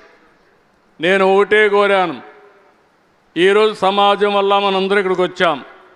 ఎమ్మెల్యేలైనా, ఎంపీలైనా, IAS అయినా, ఐపీఎస్ అయినా, ఐఎఫ్ఎస్ అయినా, గ్రూప్ 1 అయినా, మీడియాలో వచ్చినా మనం రావడానికి అవకాశం ఇచ్చింది సమాజం. కొన్ని అవకాశాలు ఉన్నాయి. ట్యాక్స్ పేయర్స్ ట్యాక్సులు కట్టారు, కాలేజీలు పెట్టారు, ఆ కాలేజీలో చదువుకున్నాం, మనం పైకి వచ్చాం. కానీ మనతో పుట్టినవాడు మాత్రం ఇంకా ఊర్లోనే ఉన్నాడు, ఇంకా పేదరికంలోనే ఉన్నాడు. మన బాధ్యత కాదా అని నేను అడుగుతున్నాను. చాలామంది అంటున్నారు ప్రభుత్వమే చేయండి, మాకేం సంబంధం అని. కాదు, సమాజం వల్ల పైకొచ్చిన వారు తిరిగి సమాజానికి ఇవ్వాల్సిన బాధ్యత మన పైన ఉంది. అందుకే మీరు ఒకసారి చూస్తే బిల్ గేట్స్ని చూసాం. ఆయన జీవిత కాలంలో 99% సంపాదించిన సంపద మళ్ళా సమాజానికి ఇచ్చేస్తున్నాడు. మొన్నే వేదాంత చూసాం, 75% సంపద సమాజానికి ఇవ్వడానికి ముందుకు పోతున్నాడు. ఇది ఒక ట్రెండ్ కూడా సెట్ అయింది. కానీ వాళ్ళు పెట్టే డబ్బులు కొన్ని సెక్టర్లకు పెడుతున్నారు. ఇప్పుడు మన రాష్ట్రంలో నేను చెప్పాను, బిల్ గేట్స్ వచ్చి టెక్నాలజీ, నాలెడ్జ్ని హెల్త్ విషయంలో, అగ్రిటెక్ విషయంలో, లేకపోతే విద్య విషయంలో ఖర్చు పెడతానంటున్నారు. ఇక్కడ మనం తీసుకొచ్చే విధానం మీరు చూస్తే పీపీపీ మోడల్లో హై నెట్వర్త్ ఉండే 10%, లాస్ట్ మైల్లో ఉండే 20%ని అడాప్ట్ చేసుకోవాలి, బాధ్యత తీసుకోవాలి, మెంటరింగ్ చేయాలి, సమయానికి సజెషన్స్ ఇవ్వాలి, హ్యాండ్ హోల్డింగ్ ఇవ్వాలి. ప్రజల్ని ఒక క్యాపిటల్గా చూసుకొని తద్వారా మనం పనిచేయగలిగితే, సరైన సమయంలో సరైన సహాయం చేయగలిగితే దానివల్ల పైకొచ్చే అవకాశం వస్తుంది. ఈరోజు చరిత్రలో మనం చూసాం, అంబేద్కర్ లాంటి వ్యక్తి, బరోడా మహారాజు, ఆ రోజు బాంబేలో చదువుకోవాలంటే 10 రూపాయలు ఇచ్చాడు నెలకు, లండన్లో చదువుకోవాలంటే $12 సహాయం చేశాడు. ఈరోజు ఒక మేధావిగా తయారయ్యాడు. ఎంతోమంది జీవితాల్లో ఎంతోమంది సహకరించి పైకి తీసుకొచ్చారు. దీన్ని స్ట్రక్చర్గా చేసి ముందుకు తీసుకుపోతున్నాం. నాకు ఇప్పటికే మీరు చూస్తే 87,226 మంది స్వచ్ఛందంగా ముందుకు వచ్చారు బంగారు కుటుంబాలను అడాప్ట్ చేసుకోవడానికి. 7,867 మంది మార్గదర్శులు వచ్చారు. ఇది ఒక వినూత్నమైన కార్యక్రమం. మీ అందరినీ కోరుతున్నా, ఎమ్మెల్యేలు కోరుతున్నా, మీ రెఫరల్ కూడా ఉంటుంది. ఎవరు తీసుకొచ్చారో అధికారులు కూడా కోరుతున్నా, మీ రెఫరల్ కూడా ఉంటుంది. 15 లక్షల మందిని బంగారు కుటుంబాలను అడాప్ట్ చేసుకోవాలని, ఆగస్టు 15 లోపల చేయాలని ఒక టార్గెట్ పెట్టుకున్నాం. ఇది కానీ చేయగలిగితే ఒకసారి చేసి వదిలిపెట్టడం కాదు, నిరంతరం చేయాలి. మెరుగైన జీవన ప్రమాణాలు రావాలి. అందరి ఆదాయాన్ని ఈక్వలైజ్ చేయలేం, కానీ కింది వాళ్ళని పైకి తీసుకొస్తూ ఉంటే అది నిరంతరం జరిగితే అందరికీ మెరుగైన జీవన ప్రమాణాలు వస్తాయి. ఈరోజు ఐఏఎస్ ఉన్నారు, ఐపీఎస్ ఉన్నారు. మీరు కూడా మీ శక్తి ఎంత ఉంటే 2 కుటుంబాలన్నా, 1 కుటుంబాలన్నా, 3 కుటుంబాలన్నా, లేకుంటే 5, 10, అది మీ చాయిస్. ఆ 10 మందిని ఎంత పైకి తీసుకొచ్చారో సంవత్సరం మీకు ప్రోగ్రెస్ రిపోర్ట్ ఇస్తాం. అందరినీ కోరుతున్నా, ఇది ఒక ఉద్యమ స్ఫూర్తితో తీసుకుపోవాల్సిన అవసరం ఉంది. అన్ని ప్రోగ్రాముల కంటే ఈ ప్రోగ్రాం కానీ మనం సక్సెస్ చేయగలిగితే మానవత చాటుకున్నట్టు అవుతుంది. ఇది one of the best programme. దీన్ని అందరూ అడాప్ట్ చేసుకోవాలి. ఇక్కడ అన్నీ చేస్తాం, కానీ ఈ ప్రోగ్రాంకి మాత్రం అందరి భాగస్వామ్యం, అందరి ఇన్వాల్వ్మెంట్ ఉండాల్సిన అవసరం ఉంది. నెక్స్ట్, ఇప్పటికి మీరు చూస్తే ఎన్టీపీసీ వచ్చారు 1,87,000 కోట్లు. భారత్ పెట్రోలియం వచ్చారు 96,862 కోట్లు. రిలయన్స్ 65,000 కోట్లు. ఆర్సీఆర్ మిత్తల్ ఫేజ్ 1 61,000 కోట్లు. రెన్యూ 22,000 కోట్లు. పీసీబీఎల్ 5,372 కోట్లు. LG 5,000 crores. టీసీఎస్ 1,450 కోట్లు. మొత్తం ఈ పక్క చూస్తే జూపిటర్ 2,700 కోట్లు. ప్రీమియర్ ఎనర్జీస్ 2,700 కోట్లు. కళ్యాణ్ ఈ డిఫెన్స్ ఎక్విప్మెంట్ 1,430 కోట్లు. అశోక్ లైలాండ్ 170 కోట్లు. మొత్తం ఇప్పటికైతే 9,34,000 కోట్ల రూపాయలు 11 నెలల్లో ఎంఓయూలు చేశాం. దీనివల్ల 8,50,000 మందికి ఉద్యోగాలు వస్తాయి. దీన్ని ప్రతి ఒక్క క్యాబినెట్లో కూడా మీరు చూస్తే నిన్న కూడా కొన్ని క్లియర్ చేశాం. రేపు క్యాబినెట్ వస్తుంది, అవి కూడా క్లియర్ చేస్తున్నాం. మీరు ఎవరైనా సరే ఇక్కడుండే ప్రజాప్రతినిధులు లీడ్ వస్తే, మీ నియోజకవర్గానికి కూడా ఎవరన్నా రావడానికి ముందుకు వస్తే వాళ్ళని తీసుకొచ్చే బాధ్యత మీది.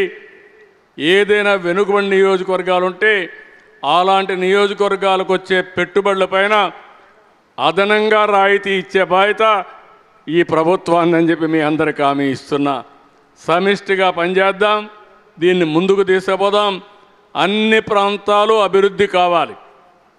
ప్రత్యేకంగా వెనుకబడిన ప్రాంతాలపైన ప్రత్యేక శ్రద్ధ పెడతాం. అభివృద్ధి జరిగితేనే ఆ ప్రాంతాల్లో ఉపాధి వస్తుంది. కాబట్టి దయచేసి అందరూ ఎమ్మెల్యేలు కూడా ఇలాంటి మీటింగ్ ఎప్పుడు చరిత్రలో పెట్టలేదు. నేను ఇన్ని సంవత్సరాలు ముఖ్యమంత్రిగా ఉన్నా ఫస్ట్ టైం ఒక హిస్టారికల్ మీటింగ్ పెట్టాం. ఇది ఒక చరిత్ర. అదే కాదు, ప్రభుత్వంలో ఎమ్మెల్యేలకు ఎంపీలకు భాగస్వామ్యం కూడా ఇచ్చింది ఫస్ట్ టైం. మామూలుగా మీటింగులో మాట్లాడి పంపించేవాళ్ళం, కానీ ఒక స్ట్రక్చరల్గా ఏర్పాటు కూడా చేశాం. స్వర్ణాంధ్ర 2047 అమలు చేయడానికి జిల్లా లెవెల్లో, కాన్స్టిట్యున్సీ లెవెల్లో, సెక్రటరియట్ లెవెల్లో ప్రణాళికలు తయారు చేసి అమలు చేసే బాధ్యతకి యంత్రాంగాన్ని కూడా తయారు చేశాం.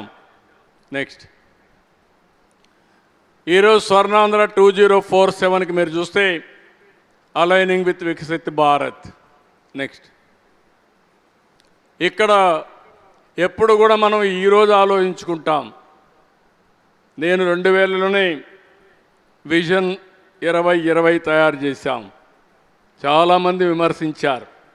దేశానికి విజన్ తయారు చేయనప్పుడు తయారు చేసి ఆ రోజు విజన్లో ఏమున్నాయో అవన్నీ కూడా అమలైనాయి.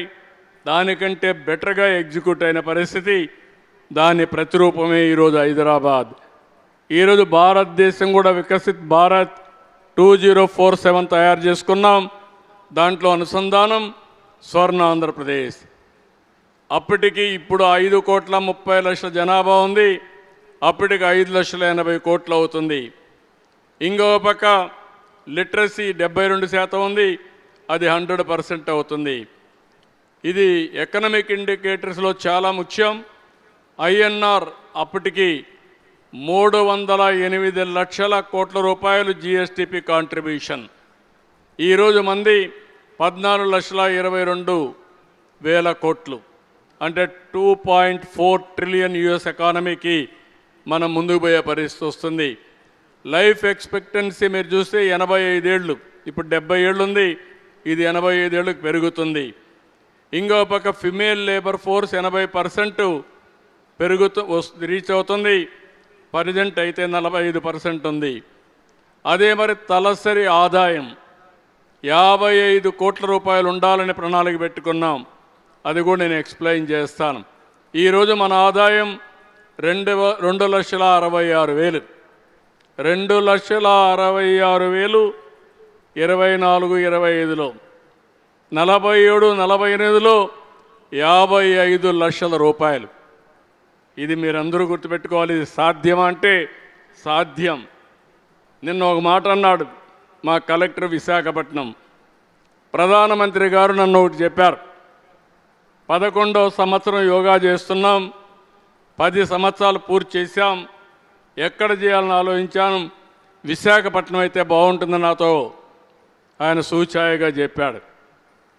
నేను ఆయన చెప్పిన తర్వాత నేను విశాఖపట్నం వచ్చి కలెక్టర్ గారితో ఒక మాట అన్నా, రిషికొండ కానీ ఈ ఏరియా బాగుంటుంది, ప్రధానమంత్రి కూడా అడిగాడు ఏం చేస్తావన్నాను.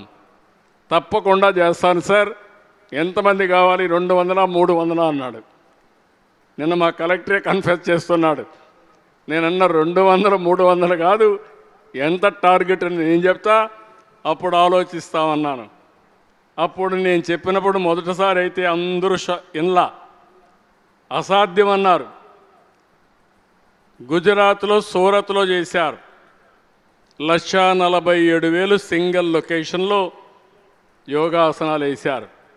నేను దాన్ని స్ఫూర్తిగా తీసుకొని మినిమం 5 లక్షలు ఉండాలని టార్గెట్ పెట్టాను. అప్పుడు ఎమ్మెల్యేలు కానీ మంత్రులు కానీ అధికార యంత్రాంగం 5 లక్షల, అది 6:30 గంటలకు రావాలి, 6:30 గంటలకు వచ్చేయాలి అంటే సైట్కు 5:30కో 5కో రావాలి. 5 గంటలకు వస్తే 2 గంటలకు లేయాలి. ఒకరిద్దరు కాదు, 5 లక్షల మంది. అది కూడా యోగా ప్రాక్టీస్ చేసి రావాలి. యోగా వేయకుండా వస్తే అక్కడికి వచ్చి తెల్లముఖం పెడతారు, ఇది సాధ్యం కాదన్నారు. కానీ ఆ రోజు నేను ఒకటే చెప్పా, ఏది అసాధ్యం కాదు. ఇక్కడే ఉన్నాడు కృష్ణబాబు, ఉన్నాడు హెల్త్ సెక్రటరీ, ఆయనకి అప్పచెప్పా. క్యాబినెట్ సబ్ కమిటీ వేసా, లోకేష్ గారు ఆ క్యాబినెట్ సబ్ కమిటీ మంత్రిగా ఉండి, అదే మరిగా హెల్త్ మినిస్టర్ ఇక్కడే సత్యకుమార్ గారు ఉన్నారు, వాళ్ళకి చెప్తే 30 రోజుల్లో 30 ఈవెంట్లు చేసి బ్రహ్మాండంగా జయప్రదం చేశారు. 200 నుంచి మొన్న మా కలెక్టర్ మాట్లాడుతూ, మీరు చెప్పినప్పుడు 200 అనుకున్నాను సార్ నేను, దాన్ని నా దగ్గర మీరు 3 లక్షల మందిని తెప్పించగలిగి గిన్నిస్ రికార్డు క్రియేట్ చేశారు, ధన్యవాదాలు చెప్పే పరిస్థితికి వచ్చారు. ఎప్పుడు కూడా మనం ఆలోచించాల్సింది మెగా స్కేల్లో ఆలోచించి ఇది సాధ్యం చేస్తే అదే మనకు సాటిస్ఫాక్షన్ అని చెప్పి కూడా నేను మీకు తెలియజేస్తున్నా. ఇంకో పక్క అర్బనైజ్డ్ పాపులేషన్ ఇప్పుడు 36% ఉంది, 60% పెరుగుతుంది. అన్ఎంప్లాయ్మెంట్ అరౌండ్ 2% ఉండాలి, ఇప్పుడు 4.1 ఉంది. ఇంకొక పక్కన మీరు చూస్తే ఎక్స్పోర్ట్స్ కూడా ఇప్పుడైతే చాలా తక్కువ ఉంది, $19 బిలియన్ ఉంది. అది కూడా అక్వాకల్చర్ వల్ల అది $450 బిలియన్ చేయాల్సిన అవసరం ఉంది. దగ్గర దగ్గర 39 లక్షల కోట్ల రూపాయలు ఎక్స్పోర్ట్స్ కూడా ఉండాలి. నెక్స్ట్, దీనికి 10 ప్రిన్సిపల్స్ పెట్టుకున్నాం.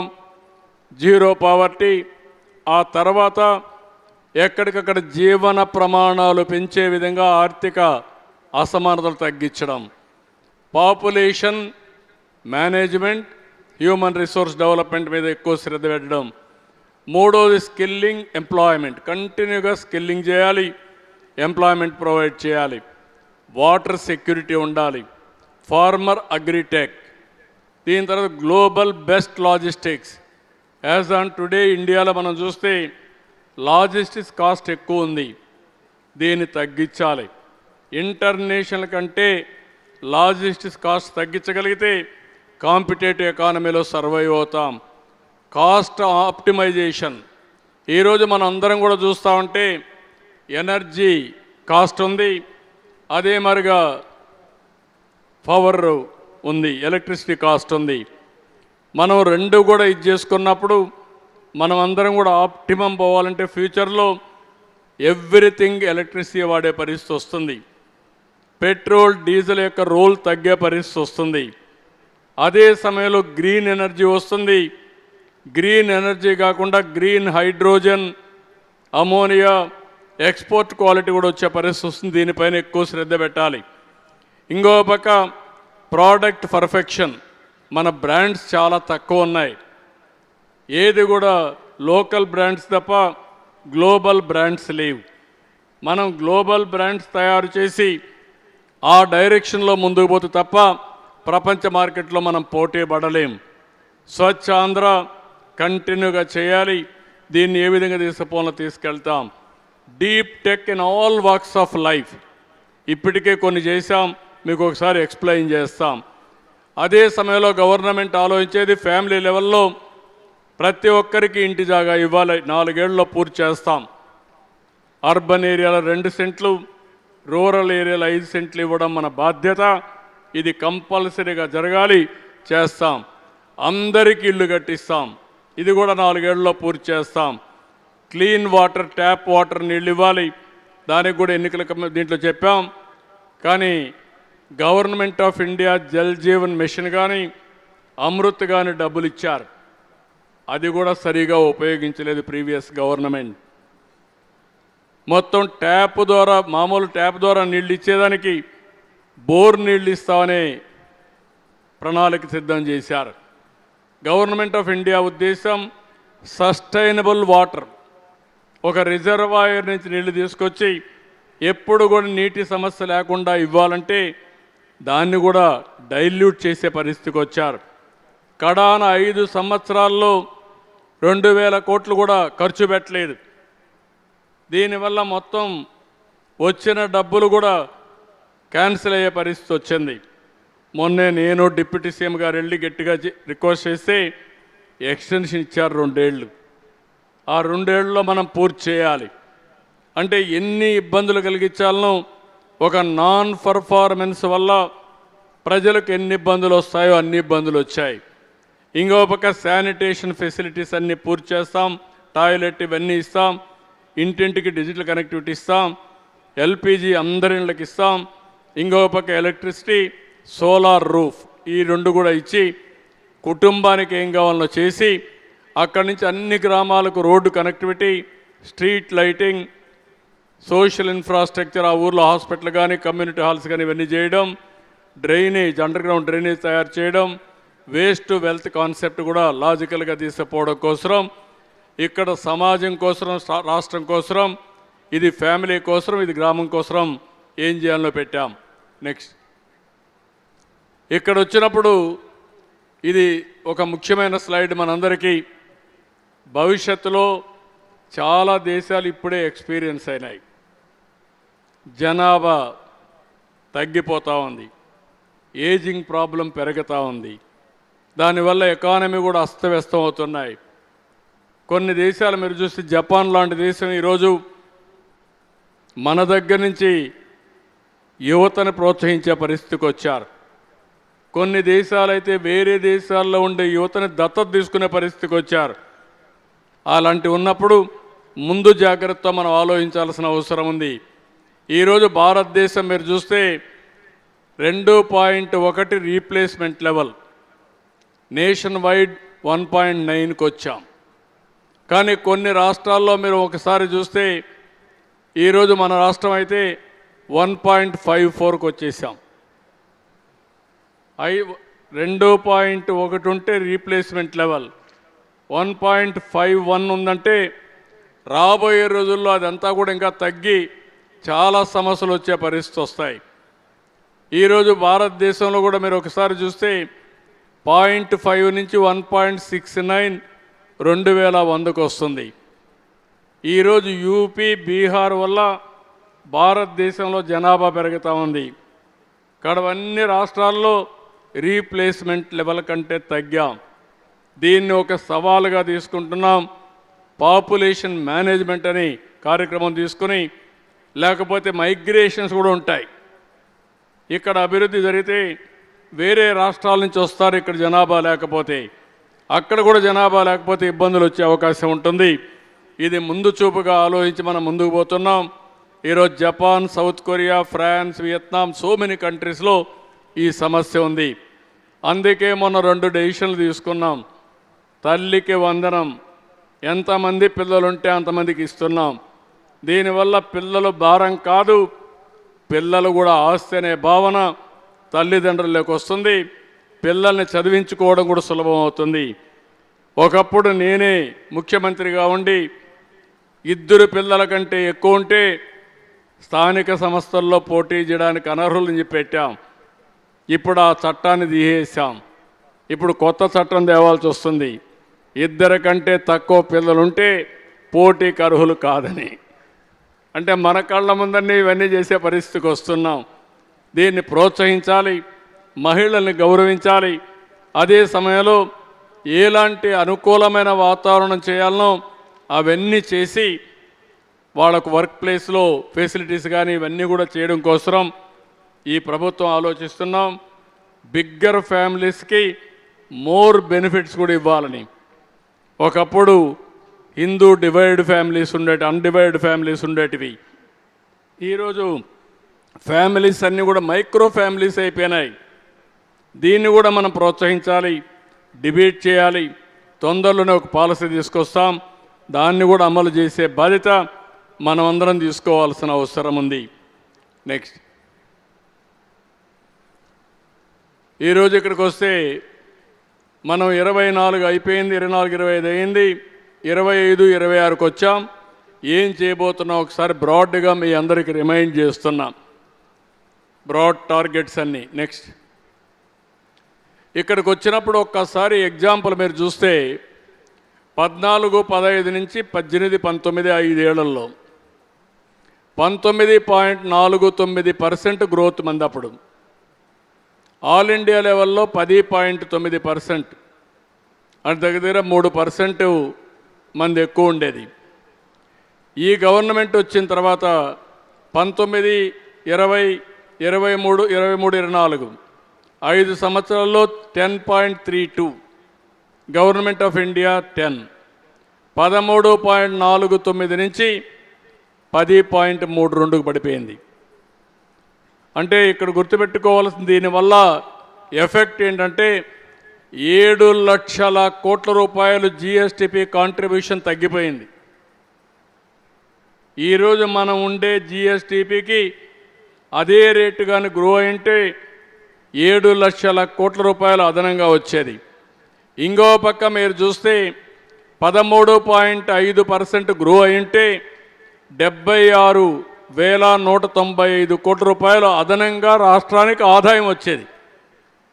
76,195 కోట్ల ఆదాయం వస్తే అప్పులు చేసే పని లేదు, వెల్ఫేర్ కూడా బెటర్ చేసుకునే పరిస్థితి వస్తుంది. ఒకసారి జిఎస్టిపి పెరిగితే కంటిన్యూగా రెవెన్యూ వచ్చే పరిస్థితి వస్తుంది. ఇది ఈ సంవత్సరం మళ్ళీ మనం సెట్ చేశాం. 12.202కి వచ్చాం. ఈరోజు గవర్నమెంట్ ఆఫ్ ఇండియా 9.80కి వచ్చారు. అంటే లాస్ట్ ఇయర్ 8.6 నుంచి 12.02కు పెరిగాం. అంటే దగ్గర దగ్గర 3.42% పెరిగే పరిస్థితి వచ్చింది. 3.42% పెరిగింది. ఇది 15% పెట్టుకుంటున్నాం. తప్పకుండా అది గ్రో కావాలనే ఒక కాన్సెప్ట్ పెట్టుకొని ముందుకు పోదాం. నెక్స్ట్, ఇక్కడ మీరు ఒక్కసారి ఆలోచిస్తే నేను ఒక చిన్న ఇది వేసాను, మీకు క్యాలిక్యులేషన్ వేసాను. 7.5% నుంచి 15% గ్రో అయితే double the growth, per capital income 4.7 times. అంటే 7.5% గ్రో అయితే 14,2047కి ఆదాయం. అదే 15% అయితే 66 లక్షల రూపాయల ఆదాయం. అంటే ఎక్కడ 14 ఎక్కడ 66 ఒకసారి చూడండి. ఇంకో పక్కన 10.32% 5 ఏళ్ళు లాస్ట్ గవర్నమెంట్ గ్రో అయ్యారు. అది అయితే రేపు కూడా 47-48కి 25 లక్షలు అవుతారు. అదే తెలుగుదేశం పార్టీ హయాంలో 14-19 13.49%. ఈ 13.49% అయినా 49 లక్షల రూపాయల ఆదాయం. అంటే ప్రీవియస్ గవర్నమెంట్ గ్రోత్ అయితే 25 లక్షలు. అదే తెలుగుదేశం పార్టీలో జరిగింది రిప్లికేట్ చేస్తే 49 లక్షలు, డబల్. This is economy.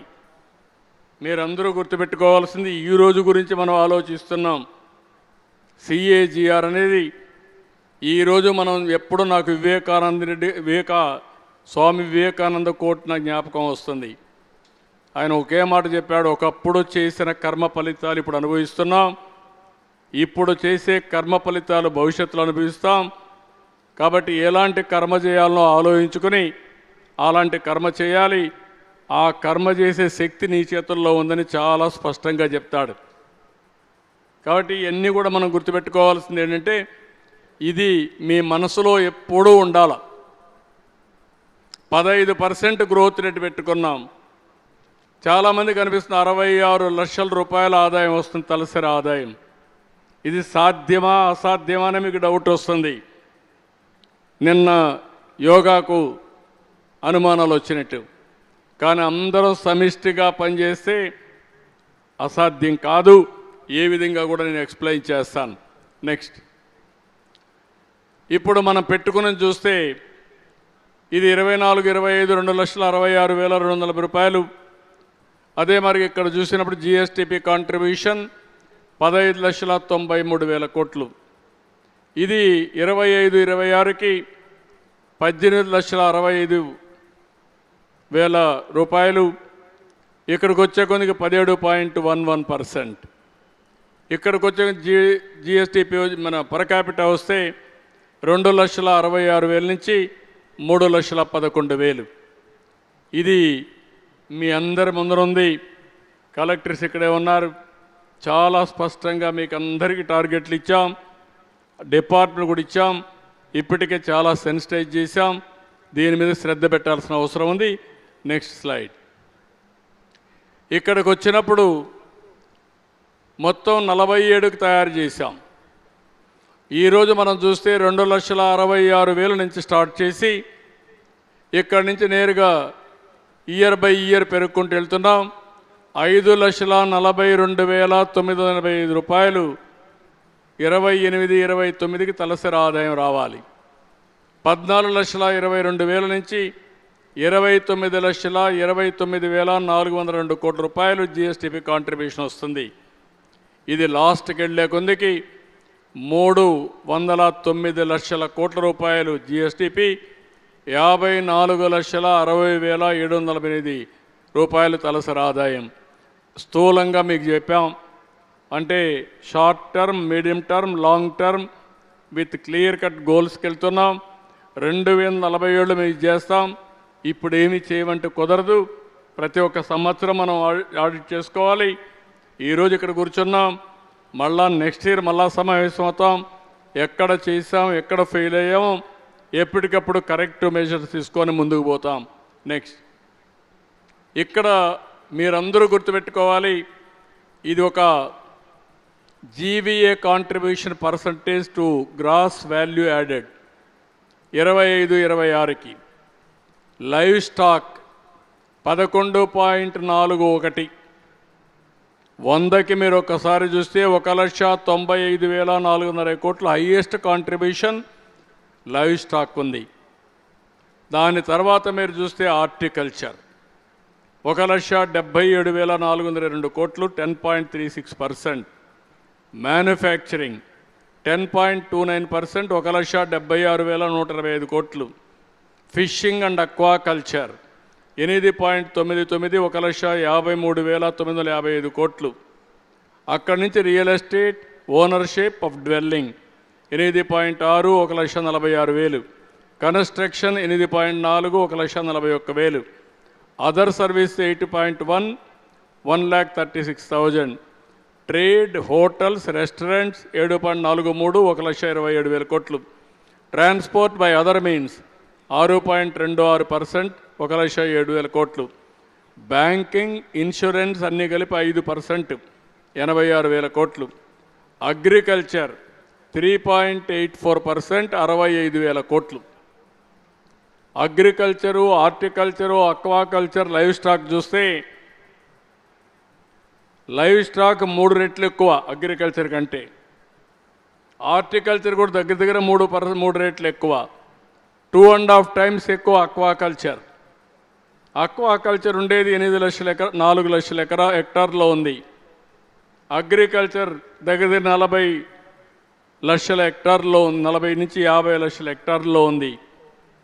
కానీ ఈరోజు అగ్రికల్చర్ నుంచి వాల్యూ అడిషన్కి ఎట్లా పోవాలి, వాణిజ్య పంటలకు ఎట్లా వెళ్ళాలి, ప్రపంచం మొత్తం ఆహార అలవాట్లు మారాయి.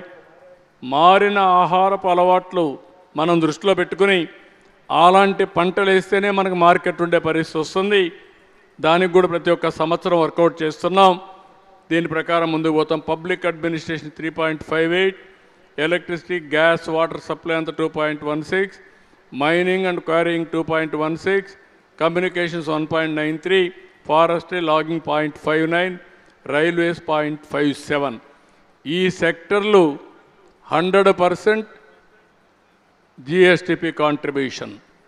ఇవి బాగుంటే ఆదాయం బాగా వస్తుంది.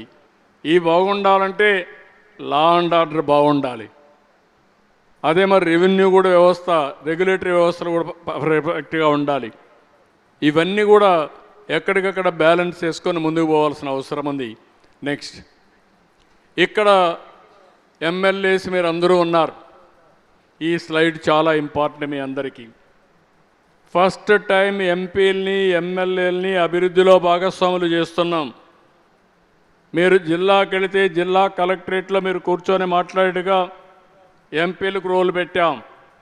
కాన్స్టిట్యున్సీ హెడ్ క్వార్టర్లో ఎమ్మెల్యేలకి ఒక విజన్ రియలైజేషన్ యూనిట్ ఒకటి పెట్టి అందులో మెంబర్లను పెట్టి మిమ్మల్ని అక్కడ భాగస్వాములు చేసాం, చైర్మన్గా చేశాం. ఇప్పుడు మీ చేతుల్లో ఉంది. ఇక్కడ మనందరం కూడా ఒక పొలిటికల్ గవర్నెన్స్ అన్నాం. పొలిటికల్ గవర్నెన్స్లో ప్రజాప్రతినిధులు పాలసీలు చేయడమే కాకుండా ఆ పాలసీలని ప్రజలకు అందించడంలో మీరు ఎక్కడికక్కడ రోల్ ప్లే చేయాల్సిన అవసరం ఉంది.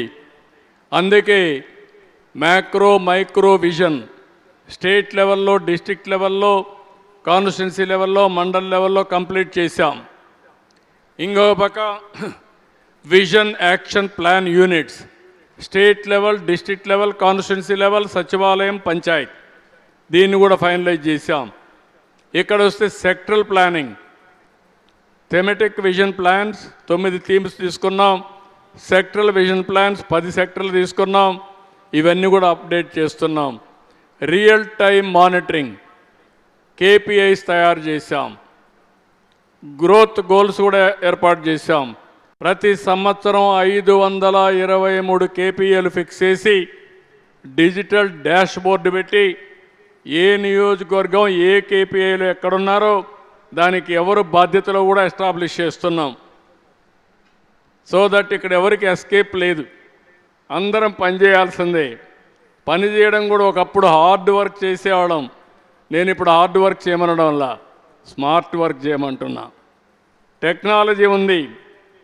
మీరు ఎక్కడ చూసినా ఫైల్ ఆటోమేటిక్ క్లియర్ చేయొచ్చు. ఫైల్ క్లియర్ చేయాలంటే మీ దగ్గర వచ్చిన ఫైల్ని ఎందుకు పెట్టుకోవాలి? బస్సులో వస్తా ఉంటే క్లియర్ చేయొచ్చు, లేకుంటే ఇంట్లో ఉంటే క్లియర్ చేయొచ్చు. రైట్ టైం ఏది పనైనా చేసుకొని ముందుకు పోయే అవకాశం ఉంది. ఇంత మునుపైతే మీరు క్లియర్ చేశారా వేరే వాళ్ళు క్లియర్ చేశారో అర్థంగా అయ్యేది కాదు. ఇప్పుడు అట్ట కాకుండా ఆ సిస్టమ్స్ కూడా తీసుకొస్తాం, మీరే క్లియర్ చేయాలి. అలాంటి అథెంటికేషన్ కూడా పెట్టి కరెక్ట్గా చేస్తే ఈజీగా అవుతాయి. ఈ 523 కేపీఐస్ అన్నీ కూడా ఫైనలైజ్ చేస్తున్నాం. నెక్స్ట్, ఇక్కడ సచివాలయం డేటా ఆర్గనైజింగ్ ఫ్రమ్ సచివాలయం నుంచి స్టార్ట్ అవుతుంది. మండల ఆఫీసర్లు కూడా రివ్యూ చేసుకుంటారు. ఎమ్మెల్యే చైర్మన్గా డిస్ట్రిక్ట్ లెవెల్ ఆఫీసర్స్ మీరంతా ఇక్కడ మీరు చూస్తే చాలా స్పష్టంగా జిల్లా లెవెల్లో జిల్లా మంత్రి, in charge minister the chairman, concern MP vice chairman, collector కన్వీనర్గా ఉండి ఆ కార్యక్రమాన్ని చేస్తారు. దానికి ఒక యూనిట్ తయారు చేశాం. కాన్స్టిట్యున్సీ పోతే ఎమ్మెల్యే ఇది చైర్మన్. జిల్లా లెవెల్లో ఒక ఆఫీసర్ని తీసుకొచ్చి బెస్ట్ ఆఫీసర్ని నోడల్ ఆఫీసర్గా పెట్టాం. ఇంకో పక్క ఒక ప్రొఫెషనల్ తీసుకొచ్చి ఆయన్ని కూడా ఒక ప్రొఫెషనల్ లుక్ ఇవ్వడానికి సచివాలయం ఉండే స్టాఫ్ అని ఒక 5-6 మందిని అక్కడికి తీసుకొచ్చాం. అంటే ఫుల్ ప్లెడ్జెడ్ టీమ్. ఇంకో పక్క జిల్లా లెవెల్లో, కాన్స్టిట్యున్సీ లెవెల్లో నాలెడ్జ్ పార్ట్నర్గా ఒక జిల్లా యూనివర్సిటీని అక్కడ పెట్టాం. కాన్స్టిట్యున్సీకి వస్తే ఒక మంచి యూనివర్సిటీ కానీ ఒక కాలేజీ కానీ నాలెడ్జ్ పార్ట్నర్గా కూడా పెట్టాం. ఇవన్నీ మీరు సద్వినియోగం చేసుకుంటే చాలా ఈజీ అవుతుంది. అదే మరి డిస్టిక్లో ఇక్కడ పెట్టినప్పుడు ఇన్ఛార్జ్ మినిస్టర్ని chairman, MP vice chairman, district collector executive vice చైర్మన్గా పెట్టాం. స్టేట్ లెవెల్లో ఎప్పటికప్పుడు మేము రివ్యూ చేస్తూ ఉంటాం. చీఫ్ సెక్రటరీకి నాకు కూడా అన్ని డాష్ బోర్డులు వస్తాయి. ఎప్పటికప్పుడు రివ్యూ చేసుకొని ఎక్కడైనా సరిగా చేయకపోతే దాన్ని ఏ విధంగా పికప్ చేయాలనో పికప్ చేస్తాం. నెక్స్ట్ ఇక్కడ స్ట్రాటజిక్ హబ్స్ కింద, ఎకనామిక్ డ్రైవర్స్ కింద 3 స్ట్రాటజిక్ రీజన్స్గా 3 కానీ 5 కానీ అనుకుంటున్నాం. ఏది బాగుంటుందని చేస్తాం. విశాఖపట్నం గ్రోత్ ఇంజిన్ కింద 8 జిల్లాలు అనుకున్నాం రఫ్గా. అమరావతి క్యాపిటల్ రీజన్ కింద ఒక 6-7 జిల్లాలు, knowledge economy, innovation hub, quantum valley ఇవన్నీ తీసుకొస్తాం. రాయలసీమకు 8 జిల్లాలు పెట్టి strategic defence, steel hub, VCIC, హెచ్బిఐసి, CBIC, industrial corridors అని తీసుకొస్తాం. అదే మరిగా అన్ని టైర్ 2, టైర్ 3 సిటీస్ అన్ని డెవలప్ చేసుకుంటాం. ఎయిర్పోర్ట్స్ ఒక 13 వర్కౌట్ చేస్తున్నాం. రోడ్లు, నేషనల్ హైవేస్ అన్ని ఇచ్చేస్తాం. రాయలసీమలో solar, wind, EVs, green energy, hydrogen, green ammonia, pumped storage ఇవన్నీ కూడా తీసుకురావడానికి చాలా అవకాశాలు ఉన్నాయి. ఇవన్నీ వర్కౌట్ చేస్తా. రాయలసీమని లేపాక్షి దగ్గర నుంచి ఓర్వకల్లు వరకు ఫ్యూచర్ టెక్నాలజీ హబ్గా తయారు చేస్తాం. 1 defence, 2 aerospace, 3 electronics, 4 automobile, 5 drones, 6 space technology. దీనికి అదనంగా గ్రీన్ ఎనర్జీ తీసుకొస్తాం. ఇవన్నీ వస్తే అక్కడుండే అడ్వాంటేజెస్ అనేది తీసుకొని ఒక మంచి డెవలప్డ్గా, ఒక పక్క చూస్తే హైదరాబాద్ వస్తుంది, ఒక పక్క చూస్తే బెంగళూరు వస్తుంది, ఇంకో పక్క చూస్తే చెన్నై వస్తుంది. ఈ 3 మెగా సిటీస్ని కూడా మనం ఉపయోగించుకోగలిగితే ఆ ప్రాంతాభివృద్ధి చాలా ఈజీ అవుతుంది. దానికోసం ప్రయత్నం చేస్తున్నాం. ఇంకో పక్కన మనకు coastal power house, 3rd largest Coast line. ఇంకో పక్క blue economy, ports, marine, minerals ఇవన్నీ కూడా చేయొచ్చు. గ్లోబల్ టూరిజాన్ని కూడా ప్రమోట్ చేయొచ్చు. ఇంకో పక్క సీ వీడ్ కూడా డీజిల్ తయారు చేసే పరిస్థితి ఉంది. అదే మరి కెమికల్స్ తయారు చేసే పరిస్థితి ఉంది. ఆ పైలట్స్ కూడా చేస్తున్నాం. ఇంకో పక్క సర్వీస్ హబ్ కింద గ్లోబల్ సర్వీసెస్ని ప్రొవైడ్ చేయడానికి ఇక్కడ flexible working, blue white collar jobs, అదే మరి వర్క్ ఫ్రమ్ హోమ్, అదే మరిగా కో వర్కింగ్ స్పేస్ కానీ, ఇంకో పక్క మీరు చూస్తే ఐటీ కంపెనీస్ కానీ ఇవన్నీ కూడా పెద్ద ఎత్తున అట్రాక్ట్ చేయాలని ఆలోచిస్తున్నాం. అగ్రిటెక్లో అయితే నేచురల్ ఫార్మింగ్, అగ్రో ప్రాసెసింగ్, అదే మరిగా అగ్రికల్చర్లో పెద్ద ఎత్తున పోయి ట్రేసింగ్, ఇంకో పక్క ఎక్కడికక్కడ టెక్నాలజీ పెనిట్రేట్ చేయడం కోసం ముందుకు పోతున్నాం. సర్క్యులర్ ఎకానమీ కూడా ముందుకు పోయి waste to wealth, Swachh Andhra Pradesh కూడా ముందుకు పోతాం. నెక్స్ట్ ఇక్కడ this is very very important slide. మీ అందరికీ లాస్ట్కి వచ్చాం. 1 or 2 స్లైడ్సే ఉన్నాయి. చాలామందికి అనుమానం ఉంది, ఏంటి సీఎం గారు చాలా ఎక్కువ చెప్పేస్తున్నారు, ఇవన్నీ సాధ్యమా అనే అనుమానం ఉంది. విశాఖపట్నం మొన్న జరిగిన yoga is the best example మనకు. నాకు సెంట్రల్ గవర్నమెంట్లో ఒక మాట మాట్లాడుతూ పిఎంఓ ఆఫీస్ ఒక మాట అన్నారు, ఏ రాష్ట్రానికి పోయినా ఒక ప్రోగ్రామ్ ఇస్తే మా వాళ్ళందరూ టెన్షన్ ఫీల్ అయిపోతున్నారు. ఇంత పెద్ద ప్రోగ్రాం చేశారు, అర్లీ మార్నింగ్ చేశారు, కానీ మీ వాళ్ళు ఎవరు వచ్చినా ఆనందంగా స్మైలింగ్తో కనపడుస్తున్నారు. ఏ పని చెప్పినా రిసెప్టివ్గా తీసుకొని బ్రహ్మాండంగా జయప్రదం చేశామని పొగిడే పరిస్థితి వచ్చారు. అంటే మీ శక్తి మీకు తెలియదు, కానీ హనుమంతుని శక్తి హనుమంతుడికి తెలియదు. కానీ నాకు తెలుసు మీరు ఏమైనా చేయగలుగుతారు. చేసే శక్తి సామర్థ్యం ఉంది. 1 సంవత్సరంలో చేశాం, దాన్ని లాజికల్గా తీసుకెళ్దాం. ఇక్కడికి వచ్చినప్పుడు ఎందుకు మేము అంటున్నానంటే స్మార్ట్గా పనిచేయాలి, కష్టపడక్కర్లేదు. 24 గంటలు శ్రమ చేయాల్సిన పని లేదు. పర్సనల్ లైఫ్ కూడా టైం పెట్టుకొని కుటుంబ సభ్యులతో కూడా బాగా గడిపి మీరు ఎనర్జీ ఛార్జ్ చేసుకొని చేసిన టైంలో గట్టిగా పనిచేస్తే బ్రహ్మాండమైన ఫలితాలు వస్తాయి. ఇక్కడికి వస్తే మీరు చూస్తే very interesting time, very inspiring time.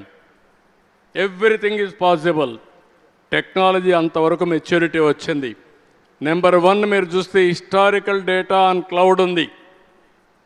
ఈరోజు గవర్నమెంట్ డేటా అంతా క్లౌడ్ తీసుకొస్తున్నాం. ఈరోజు ఐటీ మినిస్టర్ ఇంట్రెస్ట్ తీసుకున్నాడు, దాన్ని కూడా స్ట్రీమ్ లైన్ చేసేస్తున్నాం. అంటే డేటా అంతా క్లౌడ్కి వచ్చిన తర్వాత డేటా లెన్స్ తయారు చేశాం. తొందరలో డేటా లేక్ కూడా తయారవుతుంది. భారతదేశంలో ఫస్ట్ టైం ఈ ఎక్స్పెరిమెంట్. ఆ ఎక్స్పెరిమెంట్ ప్రకారం అన్ని డేటాలు తీసుకొచ్చి క్లౌడ్లో పెట్టి అక్కడి నుంచి ప్రోగ్రామ్ స్టార్ట్ చేస్తున్నాం. ఈరోజు ఇంకొక పక్కన మీరు ఒకసారి చూస్తే ఆధార్ అనేది ఎవరికీ లేనటువంటి పెద్ద అసెట్ ఇది.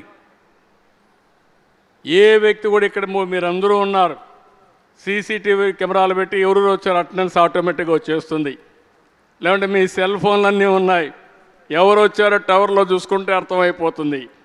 అంటే టెక్నాలజీ ఎంత మెచ్యూర్ అయిందో ఇది కొన్ని ఎగ్జాంపుల్స్ మాత్రం. మొన్న మన వాళ్ళు చేశారు యోగా. మార్నింగ్ నిద్రలేస్తే ఎవరు ఎంత టైంలో అక్కడికి వచ్చారు, ఎవరు క్యూఆర్ కోడ్ స్కాన్ చేశారో అవన్నీ చూసి నిమిషానికి ఎంతమంది రిజిస్టర్ అయ్యారో వచ్చేసింది. నాకు ఒక్కడికి రావడం అందరికీ ఆ ఇన్ఫర్మేషన్ ఉంది. ఏ కంపార్ట్మెంట్లో ఎంతమంది వచ్చారనేది చూసుకున్నాం. అలాంటివి విలేజ్కి కూడా లింక్ చేసాం, సెక్రటరియట్కి కూడా. భవిష్యత్తులో కూడా ఇవన్నీ ఇంకా ఎక్కువ ఉపయోగపడతాయి. అందుకే ఇక్కడ మీరు చూస్తే రియల్ టైం డేటా సెటిలైట్ సంవత్సరానికి ఒక 6-7 సార్లు సెటిలైట్ తీసేసుకుంటాం. పెద్ద కాస్ట్ ఏం కాదు. దానివల్ల క్రాప్ ప్రిడిక్షన్ దగ్గర నుంచి సాయిల్ టెస్టింగ్ దగ్గర నుంచి అనేక ప్రయోజనాలు. రేపు ఎవరన్నా కానీ ఎక్కడన్నా కానీ ఇల్లీగల్ మైనింగ్ చేసినా ఆ డేటాలో వచ్చేస్తుంది. అక్కడి నుంచి క్యాలిక్యులేషన్ చేసుకునే పరిస్థితి వస్తుంది. అలాంటి సెటిలైట్ డేటా అంతా వస్తుంది. సీసీటీవీ కెమెరాలు పెట్టేశాం, ఆపరేషన్కి వస్తున్నాయి. మొత్తం ఎవరైనా సరే తాగేసి డ్రైవ్ చేసిన, బెల్ట్ పెట్టుకోకుండా డ్రైవ్ చేసిన, ర్యాష్ డ్రైవింగ్ చేసిన, ఇంకొంత సమయంలో యాక్సిడెంట్ అవుతుంది, వీడిని ప్రివెంట్ చేయాలన్నా ఆ డేటా చూసుకొని మనం అలర్ట్ చేసే పరిస్థితికి వస్తాం. అదే మరిగా డ్రోన్స్ వచ్చాయి, కార్పొరేషన్ పెట్టాం, మొత్తం ఎన్యూమరేషన్ చేశాం. ఇప్పటికే ఒక 700 యూస్ కేసెస్ వచ్చాయి. దీన్ని ఏ విధంగా ప్రయోగించాలో ప్రయోగిస్తాం. డ్రోన్స్ అన్నిటికీ మనకు వస్తాయి. ఇక్కడే మినిస్టర్ గారు ఉన్నారు, సివిల్ ఏవియేషన్ కూడా, ఆయన డిపార్ట్మెంట్ డ్రోన్స్ కూడా. డిఫెన్స్, సివిలియన్స్కి ఉపయోగపడే డ్రోన్స్ అన్నీ ఉపయోగిస్తాం. ఓర్వకల్లో డ్రోన్ సిటీని ఎస్టాబ్లిష్ చేస్తున్నాం. అక్కడ మ్యానుఫ్యాక్చరింగ్, యూస్ కేసెస్ తయారు చేయడం, పైలట్స్ ట్రైన్ చేయడం. అది రాష్ట్రంలో అన్నిటికీ పెస్ట్ ఉంటే ఏ విధంగా పెస్టిసైడ్ స్ప్రే చేయాలి, మస్కిటోస్ ఉంటే ఎట్లా చేయాలి, ఇలాంటి అనేక పర్పస్లని యూస్ కేసెస్ అన్నీ తయారు చేసి తొందరలోనే అవి కూడా వస్తాయి. వేరబుల్స్ వచ్చాయి, ఐఓటీస్ వచ్చాయి, సెన్సార్స్ వచ్చాయి. ఇవన్నీ మీరు ఒకసారి చూస్తే 42 పారామీటర్స్లో తొందరలో data real time dashboard వస్తుంది. అవేర్ పెట్టాం. ఇప్పటికి 7 పారామీటర్స్ ఇంటిగ్రేట్ చేశారు. అంటే temperature, humidity, air quality, air direction, thunderbolts prediction. అదే మరిగా మీకు వచ్చే కొందికి cyclones prediction, rainfall prediction, cloud bursting. ఇవన్నీ కూడా అనేకమైనటువంటి సర్ఫేస్ వాటర్, రిజర్వాయర్లో water, groundwater, soil moisture, ఇలాంటి 42 పారామీటర్స్ తయారు చేస్తున్నాం. అవన్నీ పబ్లిక్ పెడతాం, డిపార్ట్మెంట్లు పెడతాం. Preventive measures, real time monitoring మీరు చేసుకోవడానికి చాలా ఈజీగా ఉంటుంది. అవి కూడా వస్తాయి. రేపు రాబోయే రోజులు హెల్త్లో కూడా ఇవన్నీ వస్తాయి. ఇప్పుడు అందుకనే మీరు చూస్తే AI, quantum computing is a reality, artificial intelligence is a reality. ఓసారి మీకు కానీ ఇన్ఫర్మేషన్ లేకపోతే ఇమ్మీడియట్గా మీకు కావాల్సిన క్వశ్చన్స్ అడిగితే 80-90% అక్యురసీతో డేటా వస్తూ ఉంది. రేపు అక్యురసీ ఆఫ్ డేటా 99%కి వెళ్ళే పరిస్థితి వస్తుంది. ఒకప్పుడు మామూలు కంప్యూటర్ అయితే చాలా టైం పడుతుంది, సూపర్ కంప్యూటర్ కూడా టైం పడుతుంది. ఇప్పుడు ನಾವು క్వాంటమ్ కంప్యూటింగ్కి వెళ్తున్నాం. నేను అందుకే ఆంధ్రప్రదేశ్లో క్వాంటమ్ వ్యాలీ అన్నాను. ప్రతి ఒక్కరికి మైండ్ కంప్యూటర్గా పనిచేయాలి. క్వాంటమ్ కంప్యూటింగ్కి ఆల్గరిథమ్స్ రాయాలి. ఇది ఫ్యూచర్. ఈరోజు ఐటీ అంటే ఇండియన్స్, ఐటీ అంటే మొదటి స్థానం తెలుగు వాళ్ళు. 25 ఏళ్ళకు మునుపు చేశాం.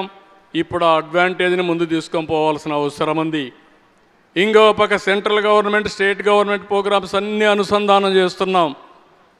ఇప్పుడు ఏదైతే మీరు ఇక్కడ ఆధార్ అథెంటికేషన్ చేసి, ఫ్యామిలీ ఇంటిగ్రేషన్ చేసి, జియో ట్యాగింగ్ కూడా చేశాం. రేపు ఏదైనా వరద వస్తే కలెక్టర్లు ఎవరు ఎత్తుక్కునే పని లేదు.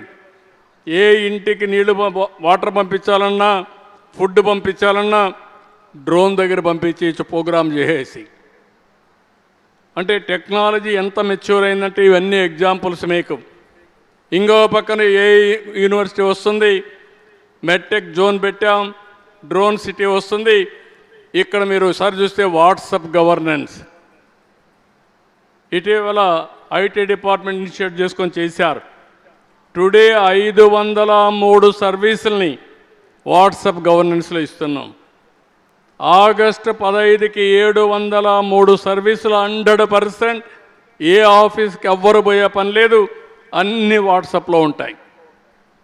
ఇది మీరు ఒకసారి చూస్తే ఎప్పుడూ జరగనటువంటి వినూత్నమైన ఆలోచన చేశాం. ఆ ఆలోచన ప్రకారం 703 సర్వీసులు ప్రొవైడ్ చేస్తాం. అంటే first of it's kind mobile first governance model in India. ప్రపంచంలో కూడా ఎవరన్నా చేశారో నాకు తెలియదు, కానీ మనది మాత్రం 100% చేసే అవకాశం వస్తుంది. ఇందులో మీరు చూసినప్పుడు రియల్ టైం డేటా వచ్చి, హిస్టారికల్ డేటా ఉండి, ఏఐ అండ్ క్వాంటమ్ కంప్యూటింగ్ వాడి మళ్ళా రియల్ టైంలో వాట్సాప్లో మెసేజ్ పంపిస్తే డెసిషన్ని 99% ఎగ్జాక్ట్ డెసిషన్ కానీ ఇవ్వగలిగితే అది ఇంప్లిమెంట్ చేస్తే చాలు. That is where I'm saying inspiring time అన్నాను.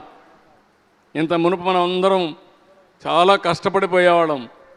ఇప్పుడు కరెక్ట్గా ప్లానింగ్ చేసుకుంటే ఎగ్జిక్యూషన్ కష్టం కాదు. అది ఇంప్రెస్ చేయడానికే నేను మాట్లాడుతున్నా. 42 పారామీటర్స్ కూడా బై నవంబర్కి వచ్చేస్తాయి. అదే సమయంలో ఇవన్నీ కూడా కూడా ఆల్గరిథమ్స్ అన్నీ ఎట్ట రాయాలో అన్నీ చెప్తున్నాం. ఇప్పటికి 25 డిజిటల్ క్యాబినెట్ మీటింగ్స్ కూడా కండక్ట్ చేశాం. అదే మరి ఎక్కడికక్కడ మీరు చూస్తే రియల్ టైంలో డెసిషన్స్ తీసుకొని ముందుకు పోతున్నాం. ఇది మీరు చూసిన తర్వాత అసాధ్యం అనేది కాదు, ఏదైనా సాధ్యం. అయితే ఎవరైనా కానీ టెక్నాలజీలో ఇంకా వెనకబడితే ఫండమెంటల్గా ఆపరేషన్ పెద్ద కష్టం కాదు. ఆపరేషన్స్ వరకు మీరు నేర్చుకోగలిగితే మీరే ఆపరేట్ చేసే పరిస్థితి వస్తుంది. ఇక్కడ ఉండే 2000 మంది ఇక్కడ ఉన్నారు. ఈ 2000 మందికి విజ్ఞప్తి చేస్తున్నా, దీన్ని అమలు చేసే బాధ్యత మీది. దానికి ఏమాత్రం రాజీ లేదు. సమిష్టిగా ముందుకు పోదామని చెప్పి మిమ్మల్ని కోరుతున్నా. నెక్స్ట్, ఇక్కడ యోగాంధ్ర ఎగ్జాంపుల్ చెప్పాను, చాలా సంతోషం. వరల్డ్ బెస్ట్ రికార్డ్స్ అన్నీ మనకే వచ్చాయి. ఏదైతే మీరు చూస్తే 2 గిన్నిస్ వరల్డ్ రికార్డ్స్ వచ్చాయి. ఒకటి 3,00,000 మంది సింగిల్ లొకేషన్లో యోగా వేసింది ప్రపంచ చరిత్రలో మంది. ఇంత మునుపు 1.47 ఉంటే ఈసారి 3,00,000 మందితో రికార్డ్ బ్రేక్ చేశాం. మీ అందరి ముందరనే ఇప్పుడు అవార్డు కూడా తీసుకోబోతున్నాం. రెండోది వరల్డ్ లాంగెస్ట్ సూర్య నమస్కార్. 22,122 మంది గిరిజన స్టూడెంట్లు 108 నిమిషాల్లో సూర్య నమస్కార్ సముఖ్యంగా వేశారు. కలెక్టర్ పాడేరు చాలా బాగా పనిచేశాడు. ఇది ఒక చరిత్ర. ఇది కూడా గిన్నిస్ రికార్డు వచ్చింది. మనస్ఫూర్తిగా అభినందనలు. దట్టు గిరిజన పాఠశాల నుంచి వచ్చిన పిల్లలు, ట్రైబల్ స్టూడెంట్స్. ఇవి కాకుండా 21 వరల్డ్ బుక్ ఆఫ్ రికార్డ్స్ మనకు వచ్చాయి. అవి కూడా ఇప్పుడే చదివినిపిస్తాం. ఇంత జరిగితే జీరో ఇన్సిడెంట్, పర్ఫెక్ట్ ఎగ్జిక్యూషన్, ఇది చూసిన తర్వాత effective collaboration, strategic planning and smart use of technology. నా లెక్క ప్రకారం అయితే మన వాళ్ళు ఒక 40-50% టెక్నాలజీ వాడారు. 100% వాడితే ఇంకా ఎక్కడ కూడా ఇప్పుడు పోలీస్ యంత్రాంగం కూడా జీరో ఇన్సిడెంట్. నేను డిఐజీ గారిని చూశాను, చాలా పర్ఫెక్ట్గా ఫీల్డ్లో ఉండి నాయకత్వాన్ని ఇచ్చాడు, లీడర్షిప్ ఇచ్చాడు. అక్కడ కమిషనర్ గారు అందరూ బాగా పనిచేశారు. ఇంత పెద్ద ఇన్సిడెంట్లో ఒక స్మాల్ యాక్సిడెంట్ జరగలేదంటే దానికి కారణం planning, execution and also precautions.